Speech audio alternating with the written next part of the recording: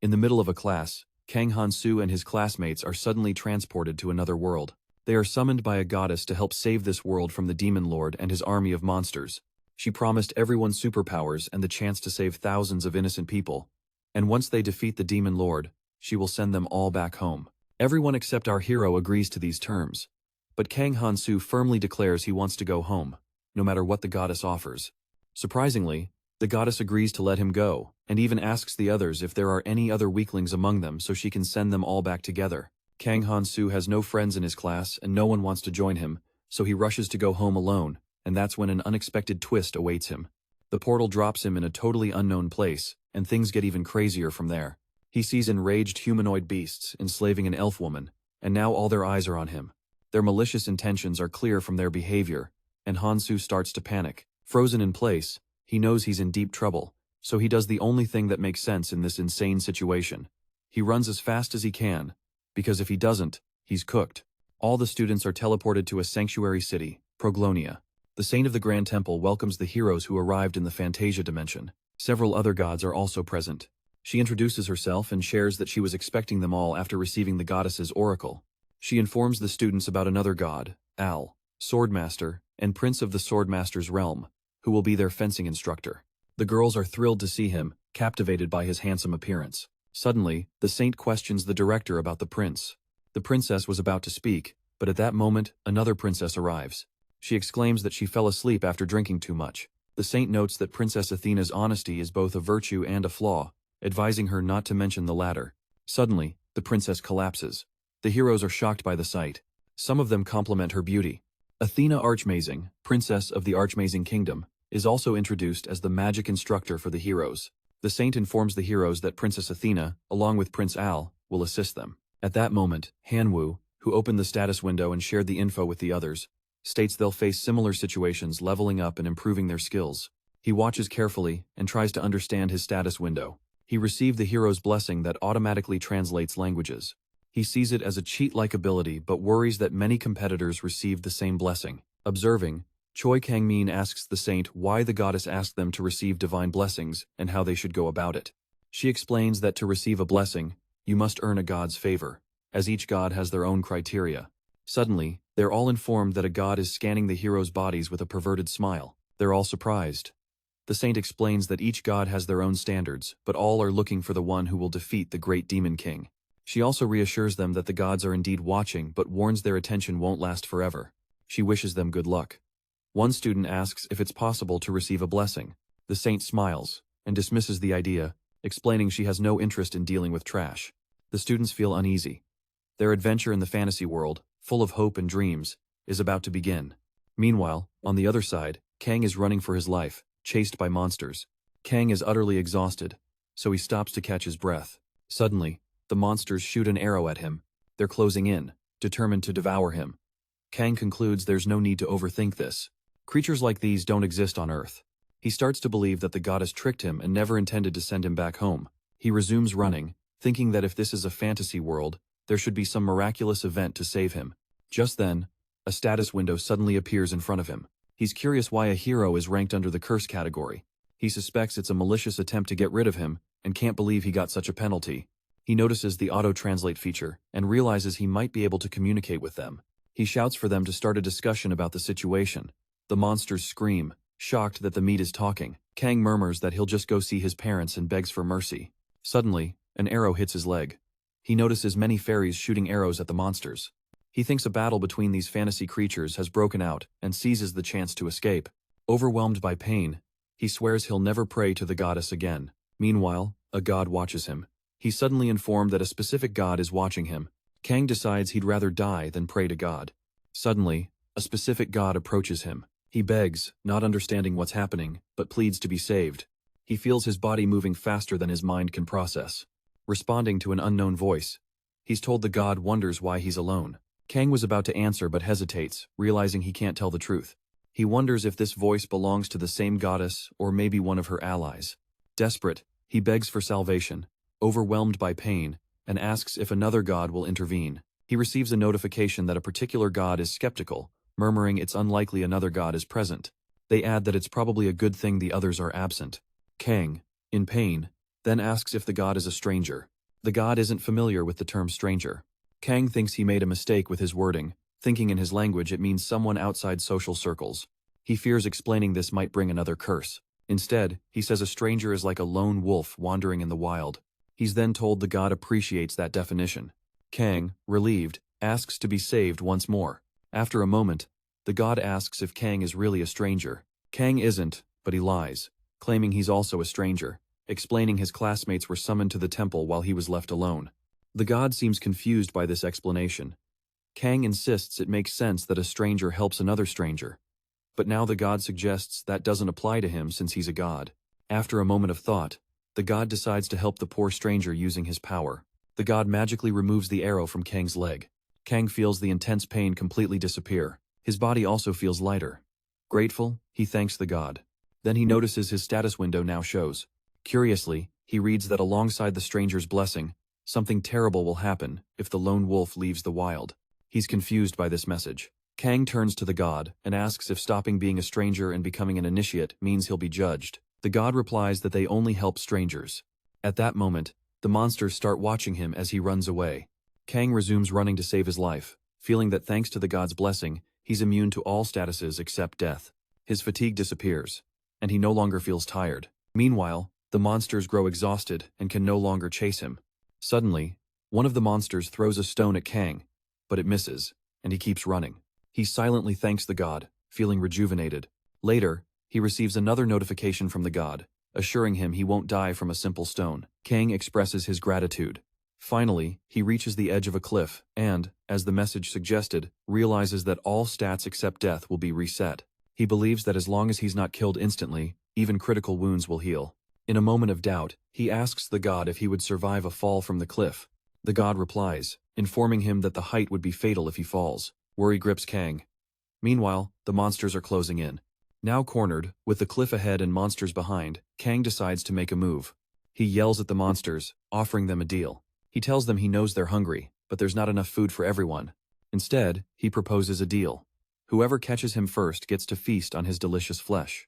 The monsters, hyped to catch Kang first, rush toward him eagerly. Kang watches their fixation on his meat, and thinks that, although they're not bothered by the attention, it's clear these creatures are obsessed. Smirking, he decides to jump off the cliff, luring the monsters after him. After a while, he opens his eyes to find he's not dead. His body seems crushed, but he thinks maybe it's just his imagination. Slowly, he stands up, surprised to still be alive. Suddenly, a notification pops up, telling him a certain god is impressed by the stranger's unbelievable survival ability. Just as he realizes this, one of the monsters approaches, ready to feast on his flesh. He notices the creature's status window, the Blue Moon Butcher, and figures his survival without a blessing made him an intriguing target. In many fantasy RPG worlds, characters level up by gaining experience from defeating powerful enemies. Higher-level enemies give more experience points, making them way more valuable to kill. Kang grabs a nearby rock, uses it to hit the monster, and successfully kills it. Meanwhile, with the students, the saint tells them that leveling up and receiving blessings are two key ways to get stronger. You can level up by gaining experience from killing beings with status windows, or you can get blessings directly from the gods. Sho Kang-min, confident in his skills, decides to pray to the gods, asking for a blessing to boost his strength. Just then, the saint interrupts, reminding the students that getting a blessing doesn't mean the process is over. The gods will constantly watch them, observing their actions. Yubora raises her hand, looking confused, and asks if that means the gods will watch them all day, every day. The saint nods to confirm. Some students feel embarrassed at the thought the gods might watch them even in their most private moments, like bathing or handling personal stuff. At that moment, the saint clarifies, answering their concern by explaining the gods aren't human. She asks them not to judge the gods by human standards. Some gods, speaking through status windows, assure Yubora they have zero interest in watching such mundane activities.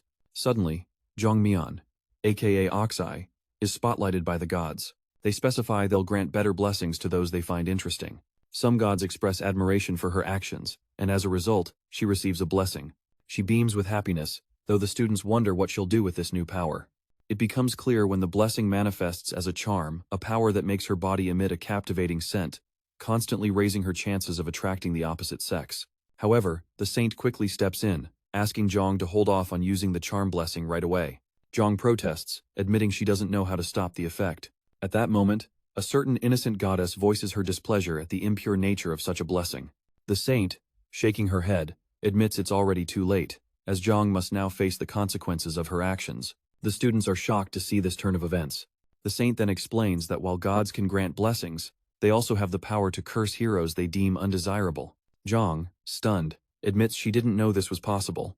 The saint says she was about to reveal this crucial detail to them. As the punishment begins to take effect, Zhang screams in pain. She apologizes, but the rank will increase and their level will never drop once it's raised.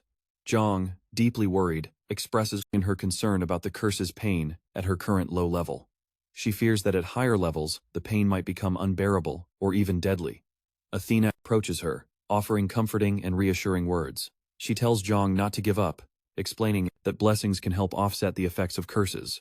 As Zhang levels up and strengthens both her body and mind, the pain will gradually ease.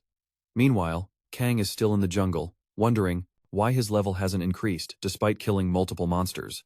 He suspects it might be due to a curse, or because leveling up is 3 times harder in this world. After a moment, he addresses the god for useful info. The god, in his usual detached manner, simply tells him to call him an outsider. Kang, slightly frustrated by the lack of helpful advice, decides to comply and asks again. The god gives a brief yes. Kang feels that aside from the blessing, the god is mostly useless. Still, he decides to keep the blessing, appreciating the only advantage it offers. After hours wandering the jungle, he realizes he feels no thirst, hunger, or fatigue. Suddenly, Kang notices monsters approaching his position.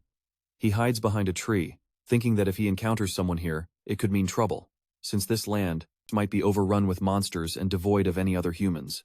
At that moment, a particular god sends him a message saying a powerless stranger will die peacefully if he cuts himself. Kang wonders about the god's cryptic statement but decides to stay cautious. The monsters, sensing the blood scent, are disoriented and can't figure out which way to go. Kang, feeling more energized and now armed with a knife that once belonged to Blue Moon's butcher, contemplates his next move. The blade is sharp, and he's ready to use it. Meanwhile, the god offers prayers of support, assuring him he won't meet an early death. Watching the nearby tree vines, Kang decides to cut them. As he works, he feels the god's presence watching him with blurred eyes. He securely stashes the knife in a makeshift pocket before turning to the god and asking if he's familiar with centrifugal force. Using the vine, Kang ties a stone and starts spinning it, preparing to show the monster the power of science. He swings it, and though he feels the force might pull him off balance, he stays determined. Every time the blessing activates, his legs stop shaking and his breathing steadies with renewed confidence. He throws the vine at the monsters, hitting them with the stone while continuing to improve his control over the outsider's blessing. Kang quickly realizes he no longer needs to worry about annoying little things like cuts or fatigue. As long as he avoids a fatal hit, the blessing will instantly heal him. This realization lets him keep fighting on the edge of death without fear. One by one, he takes down the monsters. However, Kang starts noticing their clever tactics. They try to wear him down by dragging out the fights. These monsters are meaner and smarter than he first thought. Yet, he perseveres, beating them relentlessly. At one point, a monster tries to grab him from behind, but Kang is ready. He swings the stone and hits hard, declaring they'll get the same treatment as before. After a long fight, he finally stands victorious, having defeated all the monsters. He approaches the last one and demands to know where the humans live. The creature reluctantly points toward the human colony. Kang then asks the monster species, and the gnome replies that they're known as gnomes. Without hesitation, Kang kills the creature with one last stone strike. He thinks that if the monsters had been honest with him, he could have spared their lives, but he never promised such mercy. Meanwhile, at the temple, Prince Alsus informs the heroes that official training will start tomorrow. He explains that he will teach the art of the sword. While Princess Athena will be in charge of magic training, he adds that the heroes are free to choose whichever path they want. Suddenly, Choi raises his hand and expresses his desire to enroll in both training sessions. Prince Alsus acknowledges the request but warns that both lessons are demanding and might be too much for him. Hu then asks the prince if it would be acceptable for him to skip the lessons entirely. Prince Alsus assures him that he's free to make his own decisions. Anbu, seeking more freedom, asks if it's possible for him to leave the temple during his free time. The prince confirms that he's free to do so. The next morning, Prince Alsus gathers the heroes and leads those who want to follow the knight's path to join him. He reassures them they can change their minds later if the path doesn't suit them. For those interested in learning magic, he asks them to wait since Princess Athena hasn't arrived yet. While he prepares, The heroes check their status window. Han-soo notices a special inscription before his blessing, indicating he's the most chosen individual in the world. This unique blessing is exclusive to him and can only be seen and experienced by him. Overwhelmed with joy, Han-soo thinks that Chua, despite his arrogance, remains unaware of the true meaning of his status. Later, outside the temple, Han-woo reflects on the situation and concludes that if someone like Chua Boy had done his best, he would have at least gotten an A rank rivaling the main character. After some time, Han-woo finds himself in Perligina's town square. He thinks he's come to the right place. He enters the mercenary guild to start his epic story. There are so many fighters here. The receptionist welcomes him and asks why he's here. He replies that he wants to register as a mercenary. Suddenly, a woman approaches him and tells Han-woo this isn't the place for a rookie like him. She asks him to stop spouting such nonsense and go back to his hometown.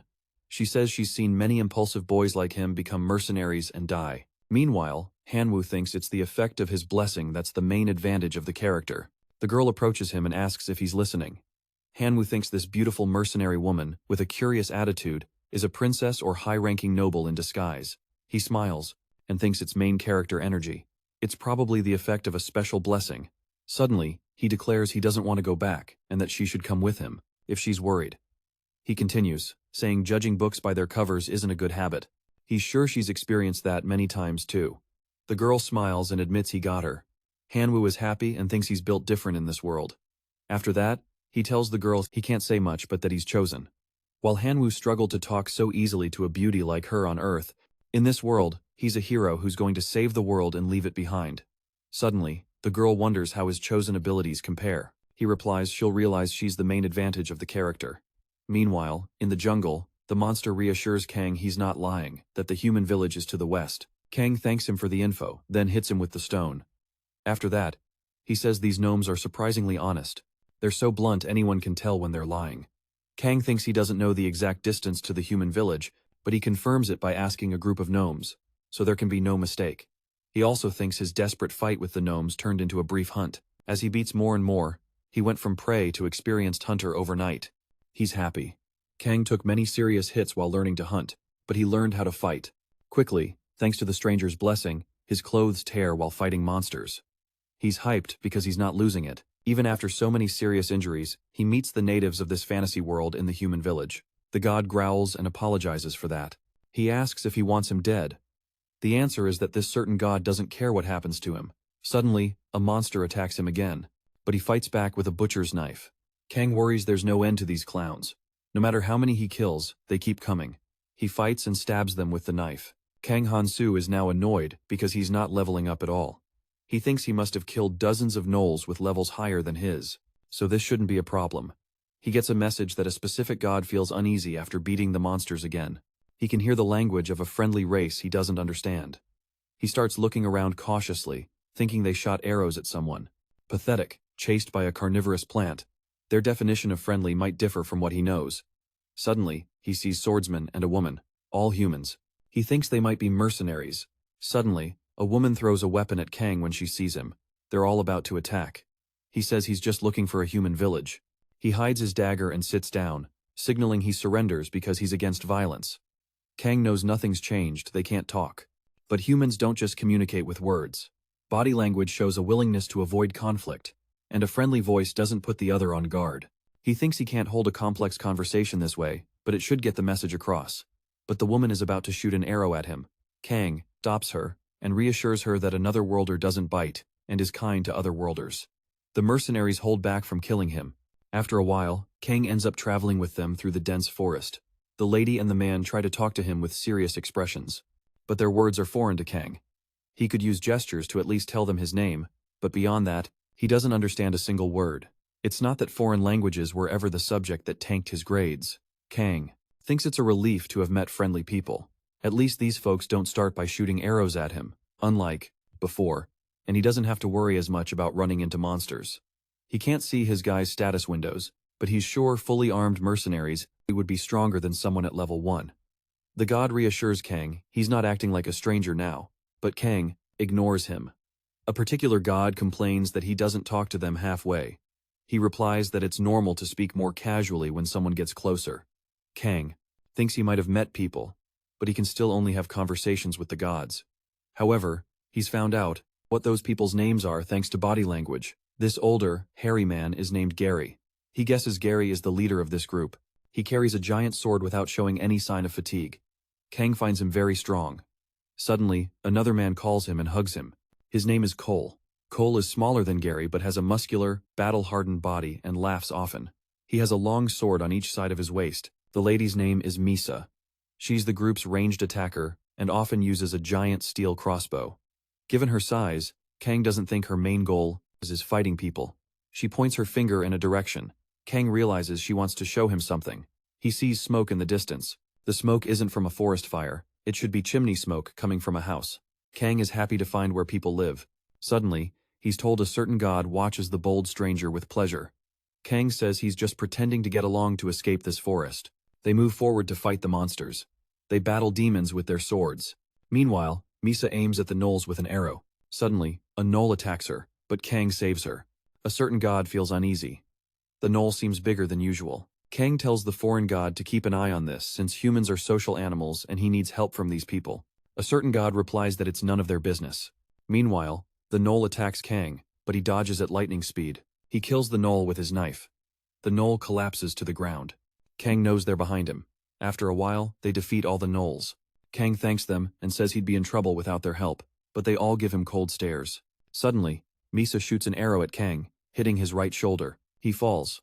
After that, the mercenaries stand around Kang's lifeless body. Cole admires Misa's intuition, saying their plan was messed up because of the gnolls. Misa, however, sees this as a positive turning point. She comments that the gnolls' chaotic behavior revealed just how dangerous Kang really is. She admits she initially underestimated him, thinking someone so skinny would be weak. But not only does he fight better than expected, his strange foreign language also complicates things. Bray suggests they stick to their original plan.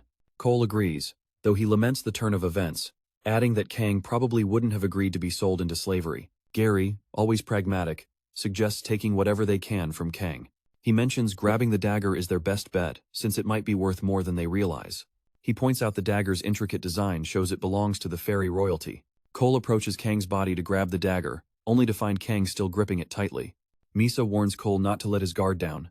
Realizing the danger, Cole decides to finish Kang off with his sword. But before he can act, Cole notices Kang's status window. Two conditions allow someone to see another's status window. Either the person shares it willingly, or it's visible through a special blessing. Cole, shocked and stunned by this unexpected development, is caught off guard. Just as he processes this, Kang stabs him with the dagger. Gary and Misa, stunned by the sudden turn, watch Cole collapse. Kang stands tall, seemingly unharmed. Now enraged, Gary targets Kang to take him down, but before he can move, Kang dashes with insane speed and stabs him with the dagger. Misa tries to take him down with arrows but finds they have no effect. Unfazed, Kang pulls the arrows from his body with a smile. Desperate, Misa begs for her life, bowing in surrender. Kang whispers something to her, but Misa doesn't understand, and in an instant, he kills her. Then Kang changes clothes, feeling disbelief over what just happened. He reflects on how uncomfortable it is to think about the deadly weapon she shot at him. He shares this thought with God, saying it might have been okay, but that it came from a woman makes him uneasy. Meanwhile, God laughs at his discomfort.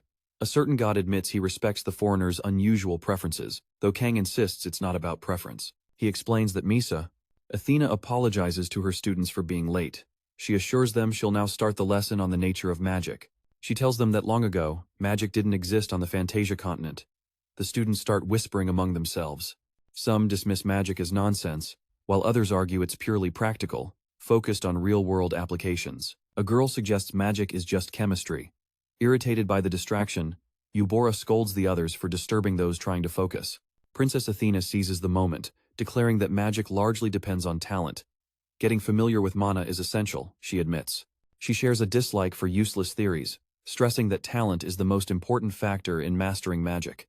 The students, intrigued by her words, they ask about the origins of magic. Princess Athena pauses, then explains that magic is a field where natural talent beats everything else. She continues, noting that talent is often determined by lineage, though education and connections also play a key role. She urges her students never to forget these truths. Princess Athena introduces herself as Athena Archmising, the direct descendant of Xion Archmising, the 12th disciple and third husband of the founder. She proudly states that her lineage is significant because it carries both the blood and the connections that come with it. The curious heroes ask what that means for them.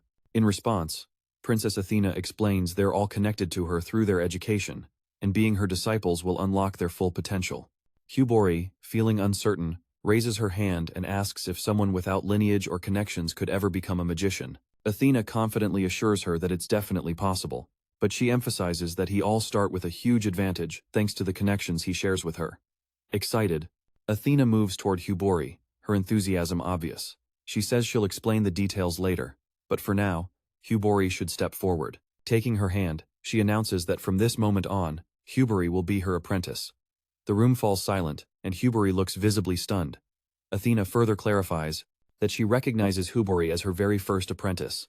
Jean Manon and Cho Kangmin exchange surprised looks, shocked by the sudden turn of events. Princess Athena then orders Hubori to create a magical elf. Hubori freezes for a moment, unsure how to proceed. After a brief pause, Athena praises her, declaring that Hubori is now a full-fledged magician. However, Hubori looks puzzled, confused by the rapid changes happening around her. As realization begins to sink in, her status window updates, confirming her new title. Athena, with a small smile, admits she forgot to mention something important. Those who become apprentices earlier in their training receive a bigger talent transfer. Hubori, still processing, notices an entry blessing appeared with her apprenticeship. She points this out, prompting Athena to explain that the blessing she received was talent itself. With a thoughtful look, Hubori reads the meaning of magician in her status window and hesitates. She then voices a concern to Athena. Athena looks at her, then asks if she now understands why talent is so crucial. Hubori nods, confirming she gets it. Princess Athena, satisfied, acknowledges her question and offers a demonstration. She holds a small glowing magic orb in her hand, revealing that the founder, who eventually became the god of magic, left a blessing for future generations. This blessing was designed to help their descendants and students quickly learn the ways of magic. Athena further explains that an average magician relies on this blessing to use magic safely and effectively. She calls this practice white magic. The students watch the display with admiration, clearly impressed by Princess Athena's mastery. After that, Athena shows them another spell where her hands burn. The heroes are shocked to see this. She tells them that talent is always necessary for magic. She tells the heroes that in her right hand is white magic, with her blessing, and in her left hand is black magic, without her blessing. Suddenly, the head governess enters, pinches Athena's cheeks, and tells her it seems she forgot His Majesty's strict orders not to use black magic. Athena replies that she only did it to make it easier for the heroes to understand. The governess responds that she will inform the queen. Athena apologizes to her. Suddenly, a prince also enters to heal Athena, while she asks the servant not to mention this matter to the queen. Meanwhile, Hubori is scared and apologizes for asking such a question to Princess Athena. Suddenly, Athena is fine, and tells the heroes she's glad they all understand the danger of dark magic. Some heroes ask if dark magic is an evil power. On the magic side, Kang Han-mo reaches the village and asks the guards if he needs dry wood to start a fire. The guard doesn't get it, but Kang holds out his hand and gives some coins, saying he understands. He goes inside. In the village, he notices many armed people running around, maybe because it's a forest full of predators. After a while, he takes a bath and dries off, saying money is the best since it lets him befriend anyone, even if he can't talk to them. He gets a message that the god is uncomfortable. He replies he's also awkward since he's showering. He asks the god's gender and gets the answer that the god is now even more uncomfortable. Kang says he'll consider himself a man to protect his dignity. Suddenly, the god is worried. Kang asks why he's scared. The god says it's a secret and hides it in his heart. Suddenly, Kang hears voices outside the room. He yells that he's bathing. So wait a moment. Someone outside says they understand. Kang puts on clothes, feeling alert, and thinks someone he can talk to is behind the door. They can communicate, but actually the person outside isn't human, but from a hostile race. Kang realizes the person in front of him isn't friendly, suspecting the man might be a monster or from a hostile race like gnomes or demons. When the door opens, Kang sits on the bed, hiding his daggers, and invites the person in. As the door opens, Kang is curious what kind of monster or person will appear. To his surprise, a human man enters. Kang asks what's going on, and the chief replies not to worry, explaining he's the village chief. He came to check after hearing a report about a traveler speaking a different language. Kang watches the chief closely, noting he seems young for his position. The chief, using his observation blessing, can see Kang's status window, which makes Kang a bit uneasy. The chief suggests Kang try to hide his status window, but admits it won't work on someone like him, who has the observation blessing. The chief then comments he initially thought Kang might be a fairy sneaking into the village, but now believes Kang is actually someone from a distant land.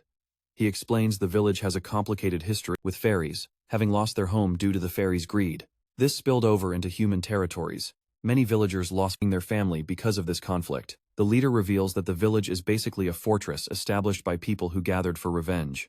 As a result, there are many mercenaries in the village, and most of the original grudges have faded over time. Meanwhile, God expresses frustration over Kang's current situation.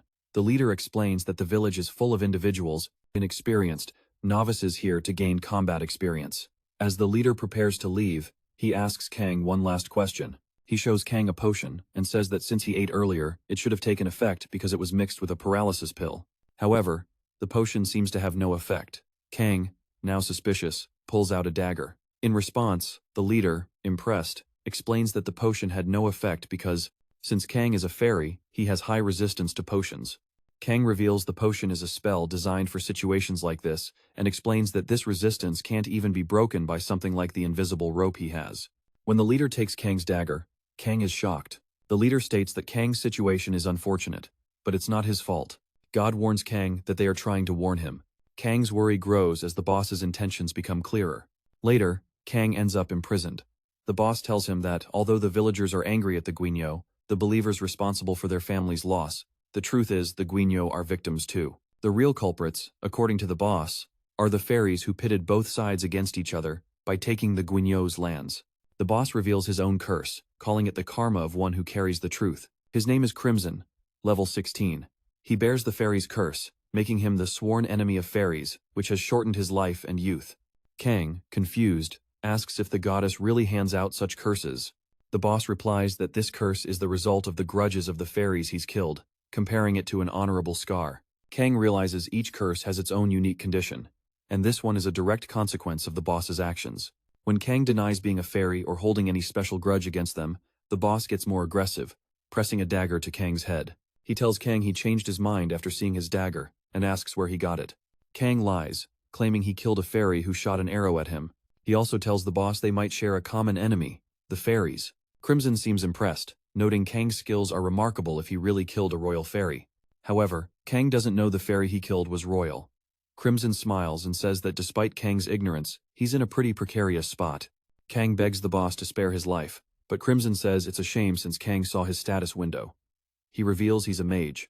Without magical blessings, he's just a lone wolf running wild. Crimson adds cryptically that Kang will never run free in the wild again. Meanwhile, God prays for Kang's luck in the afterlife. Crimson, showing off his dark magic, knocks a lady to the ground, stepping on her and declaring he's a dark mage who must sacrifice others to extend his life. He smiles and explains that though the fairy curse eats at him, he can keep fighting it. Using sacrifices to prolong his life, Crimson tells Kang he'll sacrifice him painlessly as a reward for caring about fairy royalty. Kang stays calm, smirking sarcastically that the boss is very generous. Despite the boss's seemingly evil intentions, Kang thinks he might just get tossed out by a god with a rotten personality, but that's not the worst part. He can still keep yapping. He calls the boss Crimson and asks if he wants to beg for his life. Kang says he won't. Crimson urges him to continue, wanting to hear his last words. Meanwhile, something irritates him and he quickly kills them with his rope. Kang just remains terrified and silent. Afterward, Crimson asks what Kang wants to say. Meanwhile, Kang makes the boss's actions seem off. Or maybe he's showing all this on purpose, to be seen as someone on the side of justice. Kang admits it's been a tough journey. With no one recognizing his efforts, Crimson smiles and nods, seeming to understand. Kang says it's because he's an outsider. Crimson replies that being an outsider means being a lone wolf wandering the wild. Kang realizes Crimson is also an outsider. Meanwhile, God whispers that Crimson definitely isn't an outsider. Kang disagrees but thinks he's managed to sympathize with him. Crimson smiles again and confesses he likes Kang, saying that as an outsider, he must keep being a lone wolf. Kang thinks about his weird logic, considering that at first, Crimson said he liked him for the greater good, but now wants to kill him to preserve his outsider status. Kang feels annoyed. Crimson tells him it's a happy day because he's finally met someone who understands his great mission. Kang thinks he's in the worst possible spot. He's scared. After that, some people swing on the chain. Crimson watches, approaches the boy, and says he should come with him because he's been in bad shape lately. The boy says something in another language. He replies that his companion must keep living and entertain him, so he won't kill her. Then he pulls him down. The boy falls into the formation Crimson created. He starts his dark magic and calls on his mother for life. He asks her to grant him the remaining life of this fairy. The magic circle begins to glow. The boy, in the process, is visibly terrified.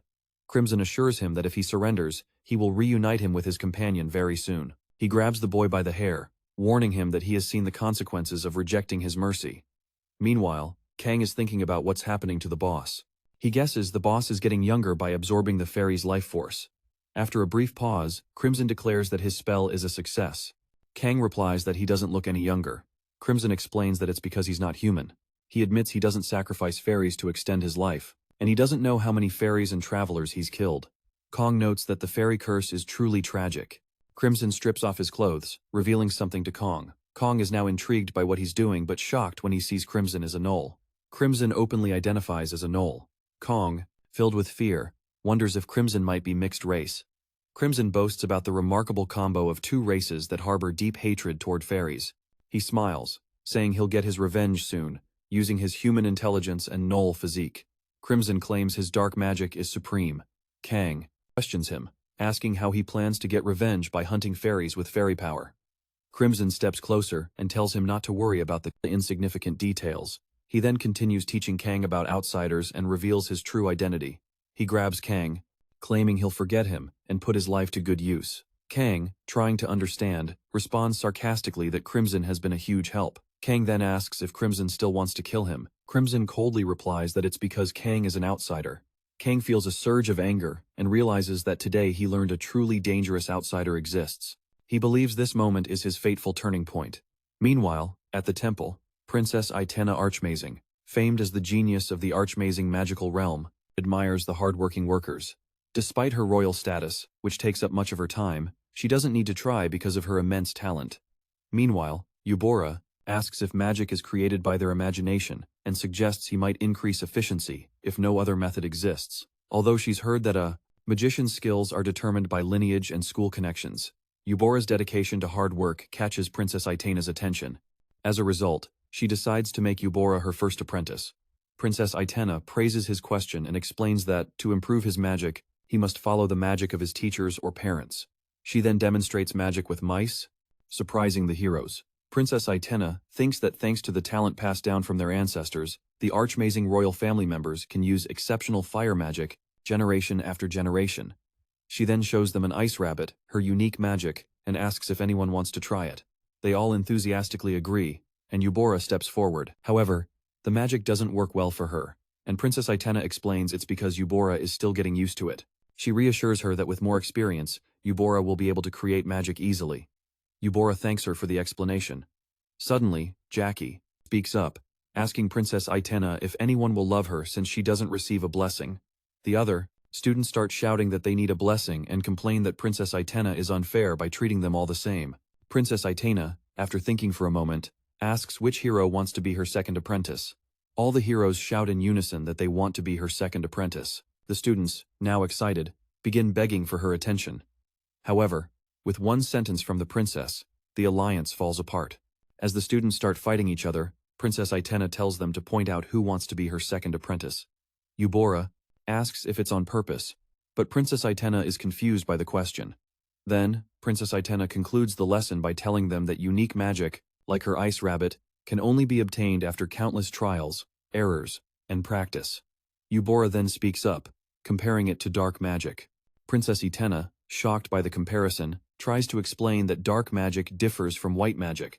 Yubora asks if it's impossible to continuously practice dark magic alone, and Princess Itena, looking worried, explains that dark magic requires sacrifices every time it's used. Meanwhile, Kang stands in the center of a magic formation created by Crimson, deeply worried about why he was captured by this madman. Crimson, sensing Kang's hesitation, demands he declare that he'll give up his life to him. Kang realizes that consent to the sacrifice is essential for dark magic, and though physically restrained, he knows he doesn't belong to Crimson. Crimson tells him their conversation is over, and that Kang must now declare he'll surrender his life. Kang, fearing for his life, thinks of an escape plan, and asks to do this one last time before dying. Crimson asks why he's looking for her, and Kang replies that he's her lover. Crimson, skeptical, reminds him that Cole is Misa's lover. Kang, answering honestly, admits Cole is his ex. Crimson demands proof that Kang is really her lover. Without hesitation, Kang suggests Crimson smell his body to confirm Misa's scent. Crimson, after smelling him, acknowledges the scent is undeniably Misa's, confirming they must have been lovers. Crimson, thinking that if Misa disappears, Gary and Cole will both get suspicious, starts plotting. Kang, inwardly relieved, is impressed by Crimson's terrifying intelligence. Crimson then asks if Kang has any other requests. Kang, seizing the chance, asks to be freed until he can meet Misa, then promises to declare his surrender. Crimson agrees to the deal, and the ghoul laughs menacingly. Suddenly, Kang feels an overwhelming dark energy, his body racked with pain, realizing Crimson's words about not hurting him were a lie. Crimson says goodbye, claiming he'll tell Misa that Kang went far away. Kang, remembering it was Misa who left first, replies it'll be hard for Crimson to explain that. Crimson is surprised, and at that moment, Kang rushes forward and punches Crimson right in the face. Crimson boils with rage, accusing Kang of tricking him. Kang, still defiant, retorts that it's Crimson who tricked him by promising a painless death. Instead, the excruciating pain nearly drove him mad, warning that such torment can turn a close ally into a sworn enemy. Crimson is left stunned by Kang's resilience. Kang, with a sly smile, promises to tell Crimson everything once he's dead. As the magic restriction lifts, the god resets Kang's lifespan and the magic formation dissolves. Crimson, now enraged, growls in frustration. Kang, unshaken, reminds him of the deal. If he survived, he must be freed, and Kang expects Crimson to keep his word. With determination, he grabs a dagger and demands Crimson honor their bargain. Kang then cuts the chain of one of the captive girls, freeing her. The girl is weak and shocked, but Kang supports her and starts to walk away. Crimson stops him, reminding Kang of his earlier warning. Kang, knowing Crimson hadn't hurt him before, reasons that searching for someone already dead was a futile effort. In a rage, Crimson declares that as long as Kang uses the lifespan granted to him, Crimson expresses his disappointment, telling Kang it'd be wise to give up hope for a painless death. Kang, however, smiles unfazed and replies that it's way too early to give up. Crimson chuckles at Kang's confidence, but suddenly, without warning, blood drips from Crimson's mouth. The boss's strength begins to fade. Kang watches the change, realizing that since he hit Crimson with dark magic, the boss's powers are weakening. Crimson, now desperate, demands to know who Kang really is. Kang, with a defiant smile, answers that he's the apostle of a stranger. As Crimson nears death, Kang feels a surge of anticipation, seeing this as his chance to gain experience points by taking out the level 16 boss. He plans to escape once and for all. He says goodbye to Crimson, but the Gnoll, now manifesting in Crimson's body, curses Kang, vowing revenge for destroying his dream. Crimson rushes at Kang in a final attempt to kill him, tearing into Kang's chest with sharp, brittle claws. Crimson sneers, claiming this power isn't swordsmanship but a special skill he kept secret to hunt fairies. Despite the wound, Kang calmly says it's unfortunate but not fatal. To the Gnoll's shock, Kang's injuries heal rapidly. Unfazed, Kang explains it was justice. Crimson, now weakened and drained, tries to flee, but the girl grabs his foot, stopping him. Crimson, know this victory isn't final. There's still another authority to face. Kang, having dealt the final blow to the Gnoll inside Crimson, watches the Gnoll die screaming in pain. Kang remains unshaken. Ken, an unseen observer, expresses sadness over Crimson's fate. With Crimson's tyranny crushed, Kang frees the many fairies the boss had captured, calling on villagers to help. With the situation nearly resolved, Kang leaves the area. A month later, Kang finds himself wandering the jungle again.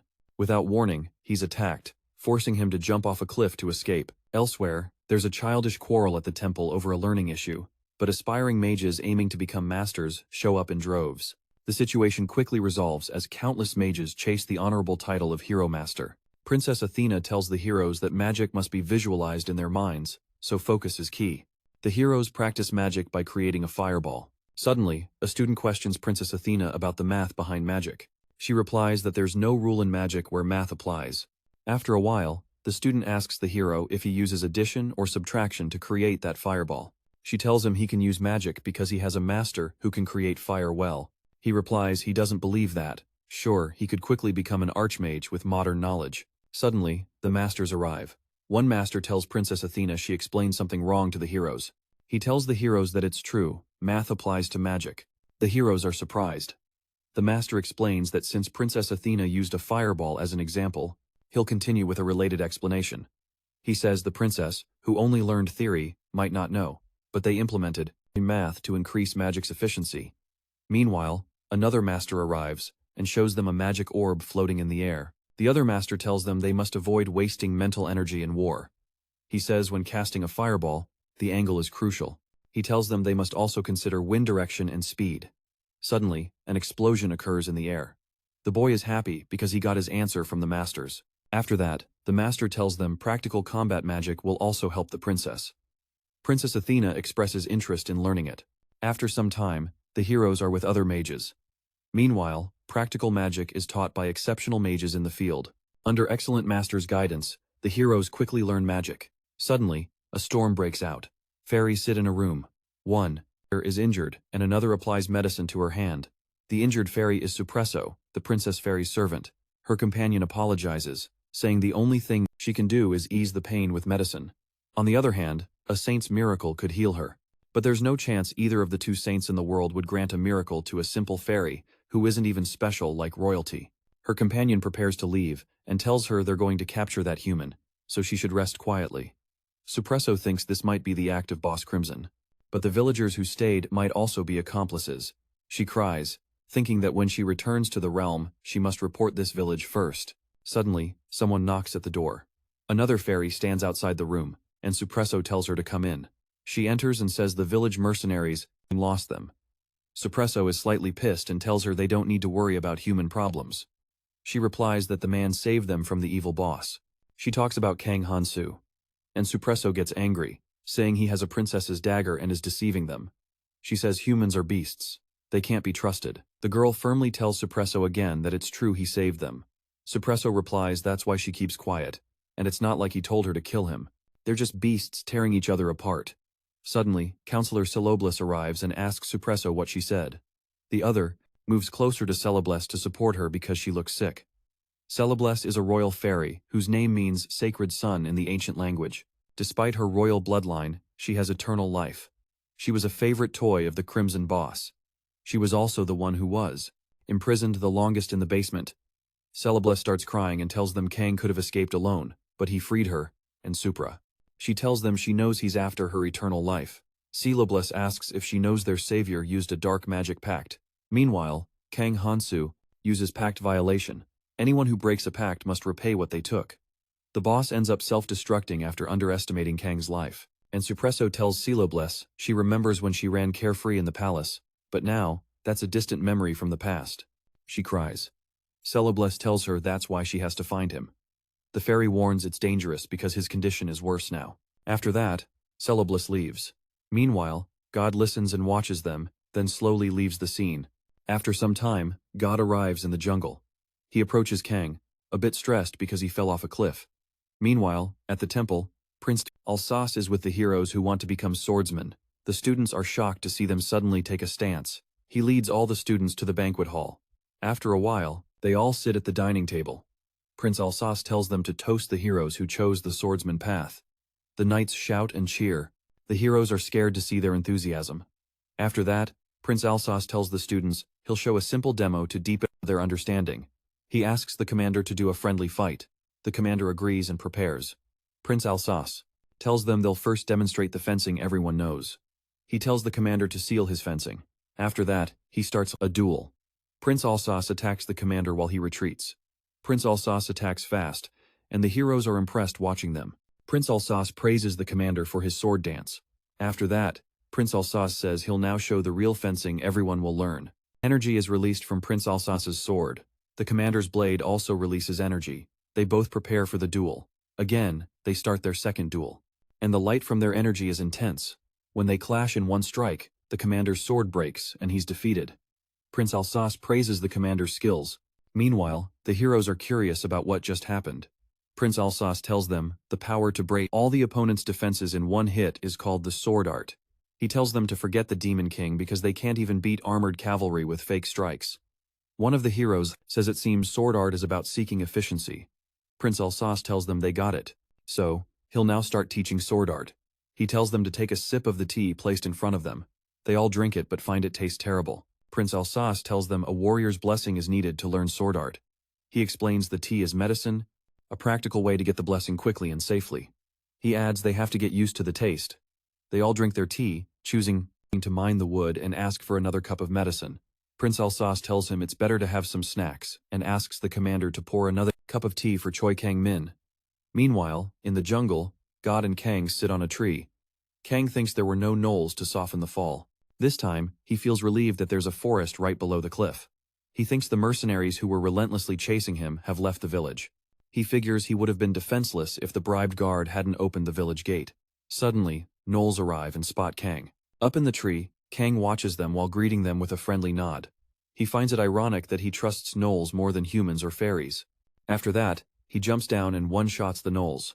Kang says it's easy since there are only 3 gnolls. He tells God his body feels. He asks God what that means. God smiles and advises that the higher, the better. Kang gives God a weird look and thinks this is the first time he's heard something valuable from him.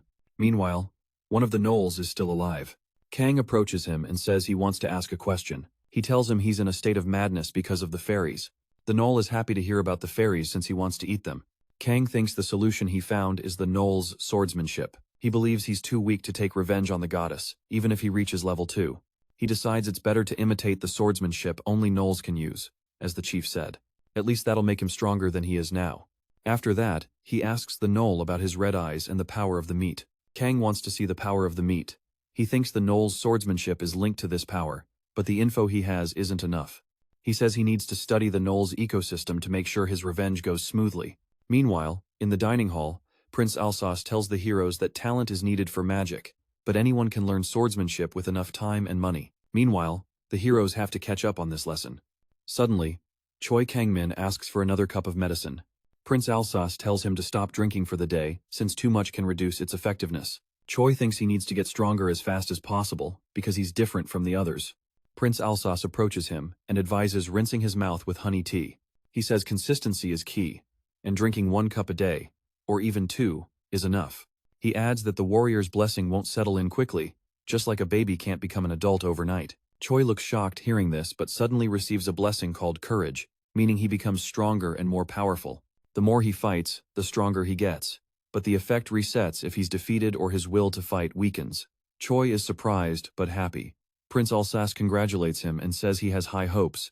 Now that he's received the battle god's blessing, Choi replies that he's honored. After that, Prince Alsace tells them he'll show how to hide their status window. Meanwhile, a gnome named Fang is eating his prey in the jungle. Kang watches him. It's been a few days since he started following the gnolls to observe the power of the meat. Suddenly, Fang notices him and rushes to attack. Kang escapes and realizes the gnoll tries to chase him off whenever he gets the chance. After defeating Fang, Kang notes he still feels too weak. Kang checks Fang's status window and learns his name is Fang, and he's level 6. Kang asks if he's really a level 6 player. Fang flexes his biceps proudly, saying, "Fairy meat," as an explanation. Kang realizes Fang means eating fairy meat, which is supposed to grant power. He asks Fang why he's still weak despite hunting 2 fairies. Fang gets sad and insists he's strong. Kang hits him again. Over time, Kang starts learning the gnoll's traits. Fang points him toward the fairy village, where Kang was ambushed before. Kang begins confirming the chief's claims weren't delusional, but true. While traveling, Kang catches a rabbit and eats it. He notices the gnoll's body starting to change, along with Fang's strength, which starts increasing every time he eats. Kang thinks this method is simpler than the boss's dark magic that stole life force, though it's less effective. After eating the rabbit, Kang asks Fang if he's satisfied now. Fang starts growling, says he wants more meat, and his eyes turn red. He charges at Kang again. Kang hits him with all his strength and realizes Fang's behavior reveals the power of the meat. With this new understanding, Kang attacks Fang again, slicing his body in half with full force. Kang feels confident and thanks Fang for helping him learn. As he approaches Fang's remains, Fang murmurs that Kang is also a gnoll. Kang denies it, believing he's human, but notices his hands radiate red energy and his body seems to be changing. Kang realizes the chemical reaction is triggered by intense emotion and the gnoll's greed for meat. The god watching is surprised and tells Kang that's the power of the meat. Kang replies he doubts anyone can use it. He asks the god if he would have died using power drawn from depleted life energy if he hadn't had the young master's blessing. The god explains the blessing resets after every meal, creating an endless loop of renewal. Later that night, Kang and the god roam the jungle. The gnolls sense meat nearby, But before anything happens, Kang appears, and takes them out with a single blow, defeating them effortlessly. The god is surprised by Kang's strength. Kang runs ahead, thinking that even though he's gotten stronger, he still feels unhappy. The god points him in the right direction. When they reach the fairy village, Kang smiles and says he's going to punish these fancy barbarians with the power of fantasy. Guards are posted outside the village. Kang thinks about sneaking in through the back tunnel. But security is tighter than expected. However, he feels satisfied because he memorized the village layout beforehand. Meanwhile, the god urges him to act now. Kang wonders why the god suddenly wants to be helpful, but his instinct tells him the same thing. He runs to the village border wall and climbs it using his dagger. Once inside the village boundary, he feels relieved that no one is watching him. He carefully plans his next move. After a while, a guard appears. Kang grabs him from behind and presses a dagger to his neck. He kills the guard and drags the body aside. Kang thinks these people probably have others mourning their death. But he has a family too. He regrets almost dying without seeing his parents again because of these people. Determined, he vows never to let them crush him again. Meanwhile, the god watches him provocatively. One by one, Kang kills several guards and piles their bodies in one spot. He mutters to himself that infiltration was fun, but he's only met mercenaries so far. He wonders how he'll find the fairies. He reasons that fairies and humans both need to use the bathroom, but wonders why he hasn't seen a fairy yet. The god chuckles at Kang's late realization. Kang tells him not to be mean. Suddenly, he hears voices. Humans have captured the fairies. Kang finds this development exciting. On the other side, Ezio Presso has been kidnapped by men and taken to the basement. Ezio Presso's mind is flooded with multiple thoughts. Suddenly, she hears a woman's voice saying Crimson believed they were being ignored. This is their retribution for leaving their dear friend to fight this battle alone. Meanwhile, a boy tells his companion he heard in the cafeteria that fairies despise humans. A bald man intervenes and says something happened in the village. A blue-haired woman orders her men to start.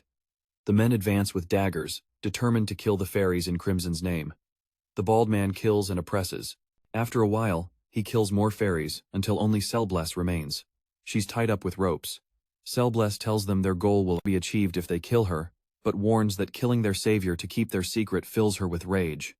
The boy suggests letting her go, Celeblesse if she agrees to keep their secret. Celeblesse angrily replies she can't believe a deal based on threats will hold. The blue-haired lady retorts that even if Celeblesse lies, they'll let her go.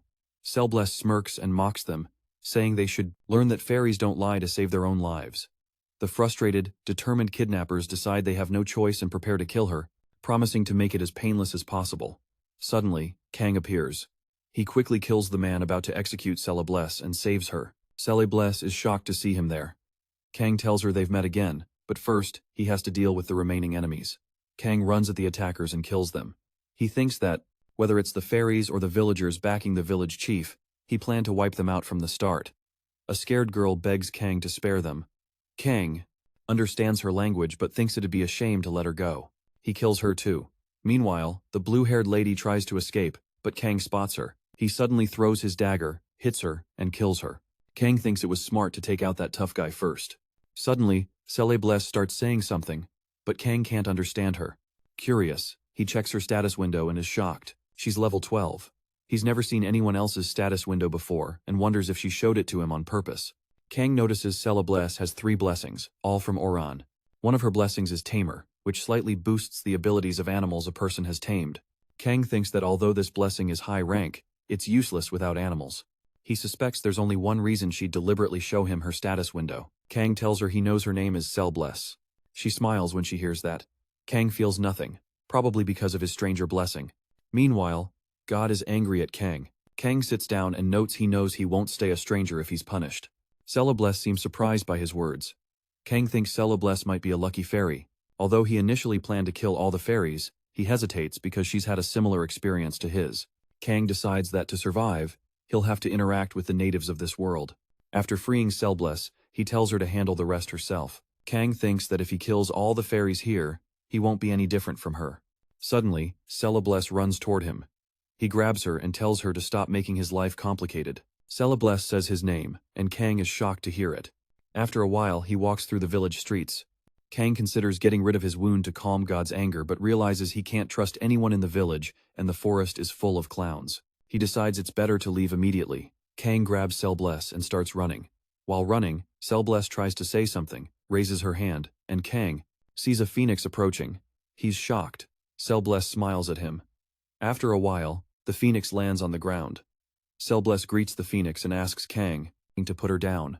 Kang lets her go, and she approaches the phoenix, talking to it as if it understands her. Kang is amazed and realizes it's thanks to her tamer blessing. Then, Cellbless returns to Kang Han-soo and kisses him. God becomes furious at the sight. Kang asks her what she's doing. Clearly confused, the phoenix starts circling them. Suddenly, Kang notices Cellbless sitting on the phoenix. She says something to him, and then leaves. On the other side, God rips his hair out in anger. Kang tells God he's just as upset and can't believe his lips are rewarded for bad behavior. Suddenly, a status window appears before Kang, and he's shocked by what it reveals. Kang sees he's received a blessing from a fairy. He's thrilled to discover it's a blessing from Oran. At the same time, God feels uneasy and annoyed. He tells Kang all kinds of things. Unexpected things can happen in life. The fairy explains that the blessing marks Kang as a friend of the fairies, boosting both his longevity and youth. Kang thinks the blessing is similar to the stranger's. He realizes that if he uses the stranger's blessing and the fairy's blessing together, the lifespan he can burn with his meat power will increase significantly. The god tells him he looks unusually happy. Kang replies that he's satisfied because he parted ways with the fairy. The god feels more at ease now. Later, deep in the jungle, Kang tells the stranger god that he should venture further this time. Meanwhile, Prince Alsus and Princess Athena reunite with the heroes of Fantasia. Prince Alsus tells the heroes it's already been 3 days since their arrival. He explains that after meditating, they'll level up by hunting. He reassures them not to be afraid since the Night Orders will attract monsters for their first hunt. Princess Athena encourages the heroes and says blessings are an absolute must for mages. She explains that when the rank of their blessing and their level increase through hunting, their skill will grow as well. The heroes, encouraged by her words, are excited and ready to hunt. Suddenly, a hero spots a slime. The group prepares to attack, but Princess Athena and Prince Alsus stop them. They explain that slimes are beneficial creatures that don't harm humans. So, they should be left unharmed. The heroes are surprised by this info. Princess Athena explains that slimes consume all kinds of filth, harmful waste, and even corpses.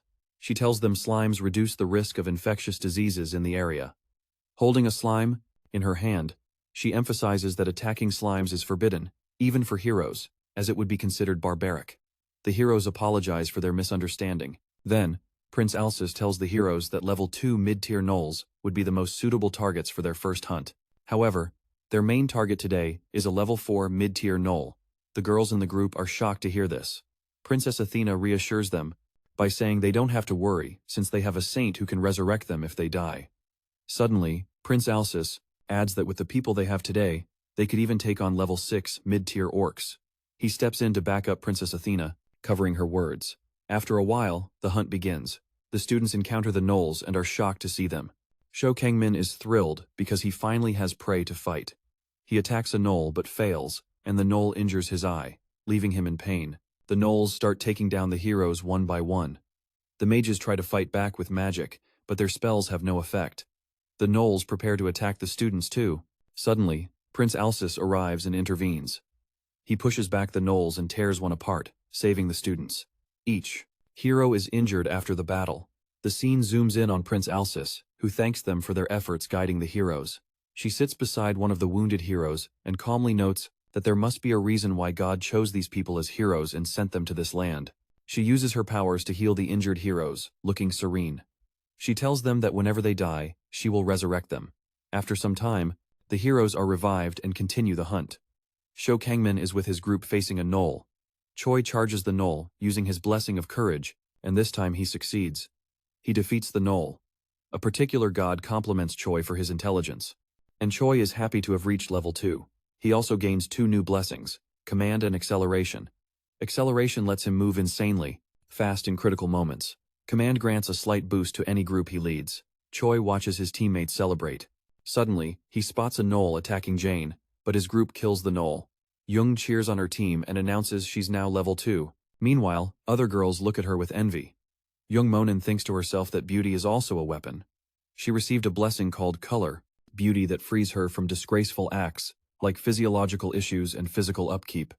Young feels ecstatic and thanks his crew for their support. Choi thinks Jung made a smart move. Then, he approaches the other girls and offers to help them. Meanwhile, all the gods watch the heroes' activities closely. On the other side, Eubora fights a gnoll alone. She faces some trouble but stays determined, saying she can handle it. She uses her magic to create a fireball and successfully defeats the gnoll. Eubora checks her status window and sees she's also reached level 2. She received a blessing called Weapon, meaning her body can act as a powerful weapon in any situation. Some gods applaud, and she thanks them. She notices her wooden sword seems unusually sturdy, thanks to the blessing. As she checks her status window, another gnoll suddenly attacks her. Thanks to her blessing, her weapons are powerful and can be restored. She defeats the gnoll by striking it with her sword, then uses her magic to deliver a fatal blow by slicing its neck. Shortly after, she gets a notification that she's reached level 3. Eubora feels thrilled to have done it all on her own. Meanwhile, Shou Kangmin feels annoyed because some boys in his group are busy fighting gnolls to impress Jung. Elsewhere, Prince Alsus and Princess Athena watch the hero's progress. Meanwhile, at noon, he's killed countless gnolls. God asks if he knows how many he's defeated. Kang answers that even without checking, he knows he's killed at least a few thousand. Kang checks his status window and gets frustrated. Although he checks his status multiple times during the fight, he notices a curse has been added, but he hasn't leveled up. God also feels uneasy. Kang says it's no big deal. He knows growth will be tough because of the evil goddess's curse, but he didn't expect it to be this harsh. He's angry, and says his level isn't increasing at all. He notices God staring at the stars and wonders why he's suddenly interested. On the other hand, he wants to learn more about the massacre curse, meaning friendly races will fear him a bit and find him repulsive. Kang says he's forced to be an objective observer. Meanwhile, God encourages him. Suddenly, he sees she's wearing a precious bracelet. He takes it off. Kang steals their treasure, because he's sure they all come from humans or fairies. He thinks he can't level up, so money is the only way to get stronger. Suddenly, many gnomes approach him. Kang sees them and notices there are still gnomes left. He checks their status window and the gnome named Hook is crying facts at level 16. Kang knows they've made a plan because they thought their numbers weren't enough, and it looks like they're eating a lot of meat. Kang is ready for the fight too. They all rush at him at once. Kang jumps to strike them down. The energy from the meat is released by him. He says he's glad so many good teachers came to him personally. Meanwhile, the gnomes are shocked by his leap. He kills one and thanks them because thanks to their help, he's learning to use his powers naturally. He says it'll always be insanely insufficient no matter how much he prepares. After a while, he beats them all. Now, he has tons of gold. He thinks he has a language problem with the merchants. He's no better than stones if he can't sell these things at the right price. Kang thinks he needs a translator. He also says he can trust them since they're terrible at lying. Suddenly, a man with a devil horn arrives. He asks where the one who handles all his troubles is going. Kang is surprised to see him. The man approaches. Kang suddenly grabs him, smiles, and says he finally found someone who understands his language. He asks his name and says he doesn't know what kind of gnoll he is, but thinks they could be friends. The man replies, implying he's a devil, not a gnoll. Kang is shocked to hear that. He believes demons are powerful humanoids, as the goddess said.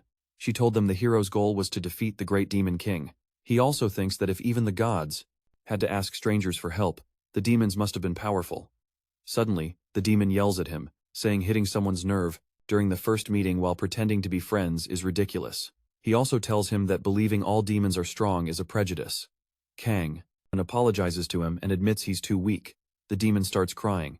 After that, he tells Kang he's abnormally strong. He asks who he is, since he's so strong at level 1. He replies it's thanks to his blessings. The demon doesn't believe him and says he's not stupid, since he sees more curses than blessings. Kang is shocked. The demon tells him he has an observation blessing in one of his eyes. He also says Kang has another gift, besides observation, that lets him peek into others' status windows. Meanwhile, God is watching everything too. The demon tells Kang he's a black mage and can't learn black magic if he's stupid. He says he's currently training far from home for marriage, so don't treat him like a lowly human. He says he was already marriageable, long before he was born. Meanwhile, God pushes Kang to learn more about the devil's personal story. After that, Kang asks why he hasn't married yet. He grabs him by the neck. The devil is annoyed by his actions. The demon replies that the stronger a demon is, the more partners he can have. He says he ran away because he didn't want to be the 243rd husband of an old demon. Kang looks at him with pity. The devil asks how he can move. Kang doesn't understand. The devil says he used a significant amount of that paralysis potion, which would paralyze even a fairy. With solid natural resistance, how is he immune to it when he's just a level 1 human? Kang sees the poison bottle. Kang remembers the Crimson Chief he poisoned earlier. He tells the demon it reminds him of a furious memory. The demon tries to bind Kang with magic, but Kang escapes. Kang asks what relationship he has with the chief. The devil replies, it's a stupid question since he doesn't know how many chiefs he's met. Kang says he means the chief with the puppet head on his chest. The devil remembers and says he knows that chief. He tells Kang the chief is a human on the brink of death, and his story is one that would make anyone cry. He also tells Kang he saved the chief from that fairy's curse. Kang replies he's the mage who helped that rotten chief. Meanwhile, in the jungle, the saint tells the students that other heroes have quit training and returned to the temple. The funds will now be invested in the remaining heroes. The heroes are happy to hear this. Prince Alsace tells them that an average of 3 levels in a single day is unprecedented speed. He also says they're all truly unique, as expected from humanity's hope. Suddenly, a knight arrives and informs Prince Alsace and the saint that they've found a gnoll feasting. The saint asks the gnoll's level. He replies it's level 5. She tells Alsace that the 3 heroes are level 3, so this is a rare chance and good experience if they fight the gnoll. After some time, the heroes are with Prince Alsace to hunt the level 5 gnoll. They reach their destination and Prince Alsace tells them to stay quiet. He whispers that, though it may sound dumb, this gnoll is a special unit. It's aggressive enough to attack someone way bigger, so they need to be careful. Princess Athena adds that a full gnoll can even use black magic, so they have to be cautious. When its eyes glow red, suddenly the gnoll spots them. Prince Alsace tells the heroes to stay back. The heroes are a bit scared, but the prince reassures them there's no need to be afraid. Using his blessing command, he tells his companions that since the gnoll is bigger, it should be slower than the gnolls they faced earlier. While he speaks, the gnoll appears behind him, ready to attack. Suddenly, an explosion happens, and the gnoll starts beating them one by one, proving stronger than expected. Eubora sees the gnoll coming at her. She prays for help, but her blessing charm affects the gnoll, stopping it from attacking her. The gnoll smiles at her. Suddenly, Prince Alsace arrives and kills the gnoll. Jean Mayon is a bit nervous. Meanwhile, Prince Alsace hears the heroes fighting hard against a powerful foe, suspecting they might have God's blessing on their side. The devil tells Kang he can easily take him down. Kang says he has a favor he can't grant, so he wants to die. The devil uses his power, and Kang is annoyed because it feels like the stranger. Kang thanks him for helping the boss out of pity but scolds him for nearly dying a senseless death. Kang asks if he wants to get beaten more, or if he wants help. The devil replies that's asking too much but mentions a terrifying saint in the nearest city. He also says he can't die without getting married. The devil looks excited, and tells Kang they can go to the second closest city, and he'll guide him there. Kang agrees, thinking he doesn't want to go to the city where the goddess's henchman lives. During their journey, the devil mentions knights have been blocking the forest entrance for 2 days, so they need to take a detour. He adds that he'd need to have his identity checked, which is dangerous for a demon like him. Kang thinks if that's the case, then there's nothing they can do. He also thinks he'd struggle with the language barrier and feels annoyed at the goddess. Meanwhile, God mocks him from the other side. Han-woo walks through the jungle with girls from the mercenary guild. One of the girls teases him, saying he might be the least useful person among all the losers she's met. She sarcastically asks if he learned about the world from a picture book, since he doesn't even know about latrines. Han-woo thinks bathrooms aren't mentioned in novels or comics. Though he wants to say something, he holds back because over the last 2 days, she paid for the inn, armor, and even his weapon.